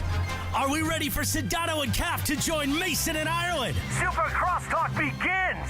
Super Crosstalk, presented by Coors Light. Coors Light, made to chill. It's time for Super Crosstalk. And we go live to Rams camp where we find Scott Kaplan and DeMarco Farr. And guys, you may not want to go visit Paris anytime soon because according to Bergman, there are 897 million people visiting right now. Throughout the year. I mean, Cappy, Wow. there's at least 20 million there at Rams camp right now, right? Wow. Not 20. Okay, Greg, do you know that there's 999,000. approximately rounding like up. it's estimated that the world population hit 8 billion this year. Yeah, $8 billion. And apparently they're all in Paris. No, They're all in Paris. So you're less talking than about $1 billion. $897 million, which Yeah, is Greg. almost 1/8 of the world. Yeah, are you under visit. are you under the impression that the rest of the world is just gathering in Paris for some No, they reason? just go visit. Seems like everybody who's somebody is there, though. Of right? course, yeah. You know, like I like when I'm watching the Olympics and they show all the celebrities that are there. Yeah, yeah. And you're like, wow, Everybody's there, but not that many people. 900 million people. No. Oh, man, That's like funny. 1/8 of the world's population. So 1 in 8 people in the world would have been in Paris. Easy mistake to make. I got you, Greg. Easy mistake Greg to make. had it, too. He had an insurmountable lead, and DeAndre ran him down. It was great. So way to go, Big D. Way to go, Big D. That was a little bit maybe too complicated on some of those questions. Sorry. Okay. Hey, DeMarco, Sir. I wanted to run something by. We just did this earlier in the hour. There was a guy who played offensive tackle, but he was a right tackle for the Bengals, a guy named Willie Anderson. You ever hear of him? Big Willie. Yes, Big Willie. Okay, so he claims the only reason he's not in the Hall of Fame, he was a 4-time Pro Bowler. He was on Kay Adams' TV show on FanDuel. And he claims the movie The Blind Side, everybody when that movie came out thought, well, anybody that isn't playing left tackle isn't as good because they're on the right side. Here's what he said exactly. Here's the quote. You think the Blind Side movie Absolutely. had an effect on your Hall of Fame bid? Absolutely. These kids here, now you got some kids who are 18, 19 years old that would tell you, because I train kids out of my academy in Atlanta, I only want to play left tackle.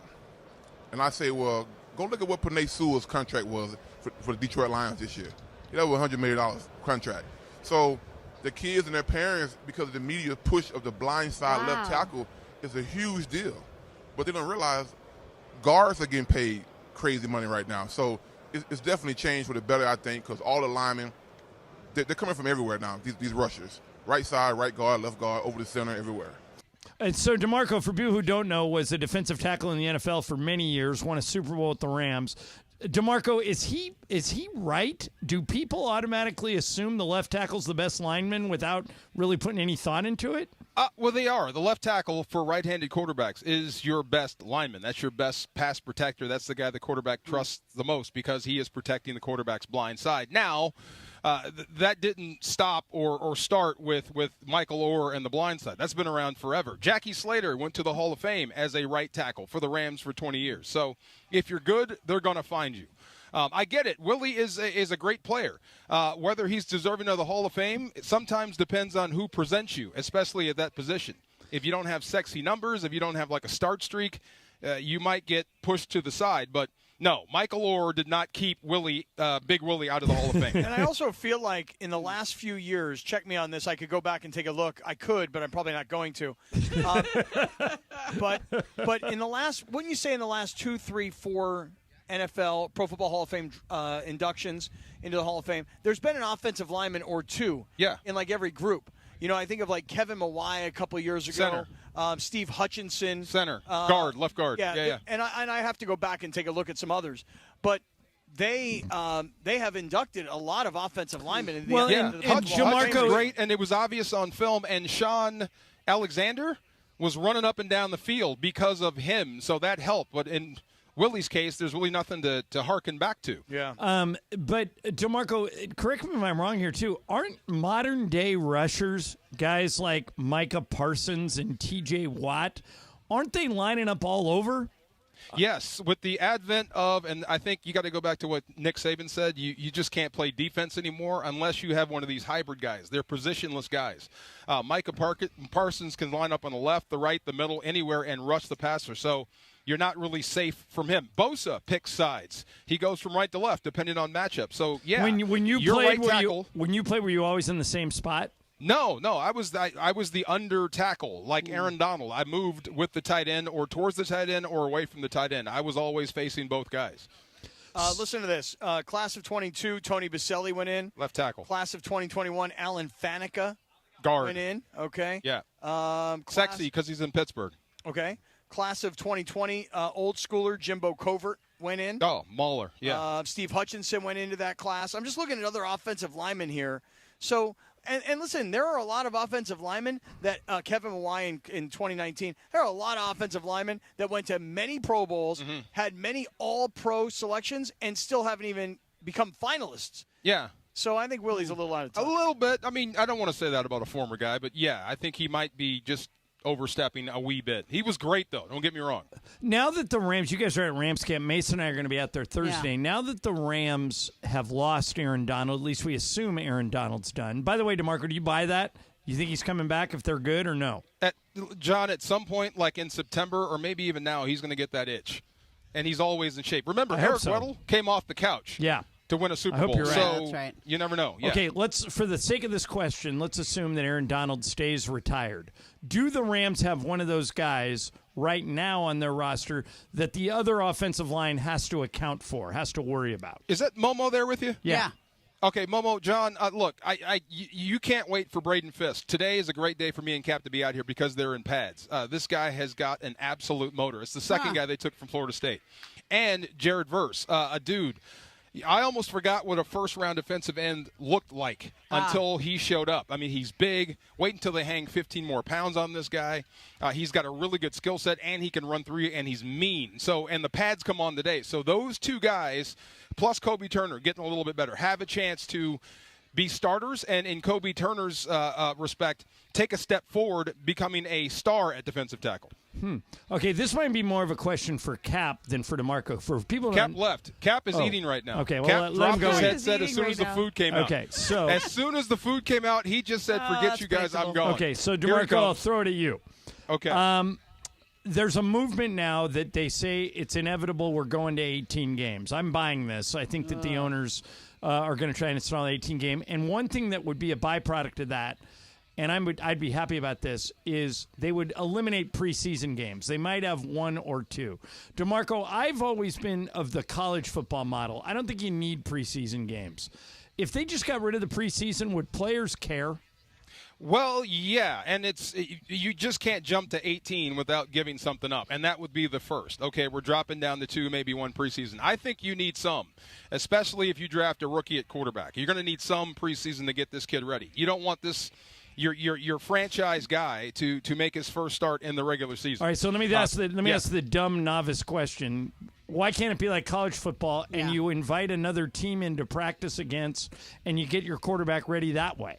Because I'm still not going live in joint practices. It's hard. It's about 80%. It's thud, but we're not taking anybody to the ground. You need that in football to get ready. You need to get ready to tackle before you get into the regular season. Huh. Interesting. Are you guys watching the Olympics as much as we are? Ramona and I were talking about it earlier. I'm an Olympics person. Yeah, so. and we're like, I don't know why, but in Tokyo 3 years ago, the COVID Olympics, I didn't watch squat, and now I can't get enough of it. Yeah, I know. I'm with you. I'm in the same boat. Like hey, all weekend Cappy's long. back. What are you eating? Well, here's what happened, Ramona. Here's what happened. So I forgot to eat today. Oh, okay? I do just that all the completely time, Cap. I totally just I got here and I was like, I'm starving. What have I eaten so far today? And then I realized I haven't eaten anything today. How does that So then happen? Rick- How do you not eat? Thank you, Momo. It's like the first thing I'm thinking about when I wake up. When am I going to eat? I know, but I know I had a cup of coffee early. Then I went to the gym. Yeah, then I got okay, home from the gym and I got busy. Then I drank some greens. And then before I knew it, I got here to Rams camp. I'm like, I haven't eaten anything. Then I see Rick Cutler. Now, Rick and I usually have a battle at any remote as to who eats more during the remote. So Rick went up to the media room where today they've got a whole bunch of Jack in the Box. Oh. I haven't had Jack in the Box. Cap. Did you say ugh? Oh, my God. Keep going. Tell me, what did you have? Same. I haven't had Jack in the Box in years. They've got this like smash burger thing. Oh, my God. And I got to tell you something. I had 3 bites, and it's really, really, really good. I like it. I see. I'm a sucker for my if I drink too much, like somebody says, let's go get some food. Yeah. Jack in the Box tacos are pretty good after you've been pounding beers. We got some right here. Yeah. Let me see one of those tacos. Let me They check one slap out. so hard. Yeah, They're they so are. Let me see good. if Laura, they slap. aren't they good? They're so, even if you're not drunk, but if you're drunk, oh yeah, they just hit. Listen, DeMarco, there's look at nothing this. better Look at than a that. street Go taco. ahead. By the way, Get in The there. hot sauce, yeah. Oh, get the hot sauce. There you have hot sauce. Okay, There's get the hot nothing sauce. better You know than a what? street. There's nothing better than a street Oh, of taco course, anywhere in of Los course. Angeles than a. But if you don't have that option, Yeah. and you know when you need How to do you put not sometimes have they that don't option have if it. you live in Los Angeles? Like if you Sometimes drive mobile- anywhere. They got, they yeah, closed yeah. the Jack. Sometimes. They closed the Jack in the Box closest to me. I have to drive one town over now. The only You know problem what's is good you in have to there? get out of the Ranch. car if you go to get a Ranch street in taco. there? Oh my God. Try that, man. Oh my God. Really good. Oh my God. This taco slaps. I think See, Cap's I in told love. you. I think he's in love. Yeah. This If you taco put some freaking- ranch in there, It slaps different. Did Laura, you say am I put allowed to ranch ask, in like, there? Hey, do you feel a little bad about saying this though? Like the Jack in the What? Box taco, really? no. Oh, Listen, it's I said when underrated. you're drunk. You lose your when brown you're drunk, card? No, I did not lose my That's what I was brown trying to card. ask. That's where I was No. trying to go. I did not lose my brown card because yes, the street tacos are always going to be better. But if that's not an option, or you're closer, because listen, Or you don't want to sometimes get out of the gotta car. just do things. Yeah, I know. You know what I'm saying? Yeah. They don't got no drive-through at the street tacos. That's like true. you gotta This is just true. go. This is true. You just gotta go and get Whoever them. figures that out is going to Avenue really make a lot of 26, money. you know? This taco's unbelievable. You're like really hungry. Cap is grubbing over here. So I'm curious. Wow. You know, yeah, has DeMarco no and shame. Cap have actually been in NFL training camps. Yeah. They're the only people that work here that have participated in those. So DeMarco, when you're out there on a day like today, what are you looking at? What are you focused on? Today's in the pits, man. It's the first day of pads. So you're going, like I said, you're not tackling, you're not bringing guys to the ground, but you're going at it in the middle. So you get to see what, like Fisk has been putting on a show with his quickness, but you don't have pads on. So the O-line is taking notes. Okay, you're quick when I can't hit you. Now today, everything is changed. Now I can come down on you. Now I can stick one in your face mask and see how you do. So this will be fun. And then running backs. Same thing with linebackers. These guys have been ready for contact, and so have the running backs. So you're going to see some collisions today. And with good pass protection, when it's live go, you get to see what Matthew Stafford looks like under pressure, throwing to receivers that are actually being covered by guys in pads. But so DeMarco, all that, yeah. but let me ask you a question. When you were playing, you're in the middle of it all. Yeah, right in the, Okay, right in the middle. So are you able to, maybe even just standing on the sidelines when you're like not in, are you able to evaluate and analyze as a player who's a defensive lineman when you're not in practice? Oh, yeah, especially the way McVay does it when he breaks it up into third down, second down, first down stuff. First down is all run, so let's see who gets blown off the football. When he moves into the middle of the field and it's third down, he's throwing the ball. He's telling you, Matthew Stafford and my first, we're going to try to hit you for a big one. So it's all-out pass rush. Let me see who gets home. All that type of stuff. And corners, too. If you're locking up with Puka, Cooper Kupp, let me see if you can keep those guys in front of you, or are you getting beat constantly? So all that stuff starts to show up when you put on pads the first day. I ask for this reason because as a kicker, we never had to go out on the field and do any of this during practice, right? So we stood on the sidelines and we're like, that guy right there sucks. That guy right there, cut him. Yeah. That guy right there, oh, he got nice moves right there. Oh, I can see him. He's good. But, like, we get to play scout. Yeah. Because we're not in the middle of it all. Hey, have either one of you guys seen the new kickoff yet in like in person? Have the Rams worked on kickoffs while you're there? Oh, yeah. It's going to be chaos, man. All right, It really DeMarco, is. explain what they're doing. Okay, so they're forcing more kickoffs, right? Usually when in days past when they've changed the rules, they usually move the kicker. You move in backwards 5 yards and then 10 yards, and they're trying to get more kickoffs into the game. So there's going to be a not set just area. not like a touchback. Right. There's a landing area where you have to kick it into. If you kick it out of the end zone, I think you get it at the 30 or the 40. Yeah, I think the 40. Yeah, you're penalized big time for kicking it out of bounds or missing the landing zone. So they're trying to force you to put it in the hands of their guy so he can return it. But then here's the thing. Everybody's going to be jumbled up from like 30 to 40. They're going to be standing there at the kick, and they can't move until the ball lands in the guy's hands or it hits the ground. And then it's organized chaos. So it's like rugby sevens. What's that girl's name on our Olympic team? Oh yeah, With the that big nobody stiff arm? that nobody can stop. Yeah, she's That's what it's going to look like. One missed tackle, rugby sevens, off to the races. All right, so this Cap won't like this question, DeMarco, Yeah. but if you were the special teams coach, would you have someone other than the kicker kick off so you'd have an extra tackler? Are you asking me or Kat? I'm asking you, Well, he knows he doesn't DeMarco. want to ask Oh, me. yeah, Of course, that's the I'm thing. biased. I said that it was the movie Armageddon analogy. Do you train drillers to be astronauts or vice versa? I would train your force safety to pooch it into the corner and then go down and cover. Or teach your place kicker to become a better tackler, because that's what it's going to take. One of these guys is going to miss, and like I said, you're going to have to go through somebody to get to the returner now. So think if Devin Hester had a free shot and nobody's moving until he touched the rock. It's in the end zone every time he touches it. Yeah, I think I'm it's just going to reading be here. interesting. Her name is Ilona Maher. Yes, that's what it's going to look like. She's the rugby player. Yeah, Ilona Maher is her name. It's not even fair. Stiff arm and away we go. I've been watching some rugby in the Olympics, and I think to myself, how come I don't ever watch rugby outside of the Olympics? Because there is pro rugby, and it is available, but I don't ever watch it. And every time I see it in the Olympics, I'm like, these guys are monsters. It's fun. They're beasts. Yeah. And how they avoid hitting each other in the head, I have no idea. Don't know. I watch every time I watch a different Olympic sport. I say to myself, why don't I watch like team handball? It looks really fun, but I don't understand the rules. I still watch it. Yeah. Team handball. Okay, so yesterday I'm in a bar where the team handball is on, but I don't know what the name of the sport is because I can see it on TV, but I can't hear it. So I'm like, what is that? It looks like hockey and soccer and basketball and lacrosse all in one sport. And who plays it? And are we Cap, gonna... I can't figure out, like, do you have to dribble or can you just run with the ball? Or why do they dribble sometimes? I think you can just run with it for a certain amount of steps, and then you have to shoot it or get rid of it. Crazy. You know anybody that's like, hey, man, my goal in life is to be an Olympic handball guy? See, it's funny. Yeah, me. It's big in Europe. Oh, yeah? It really is big in Europe. Really? They know who their handball team is over in Europe, no doubt. So that's the answer. All right, DeMarco and Cap are coming up with live coverage from Rams training camp. That's it.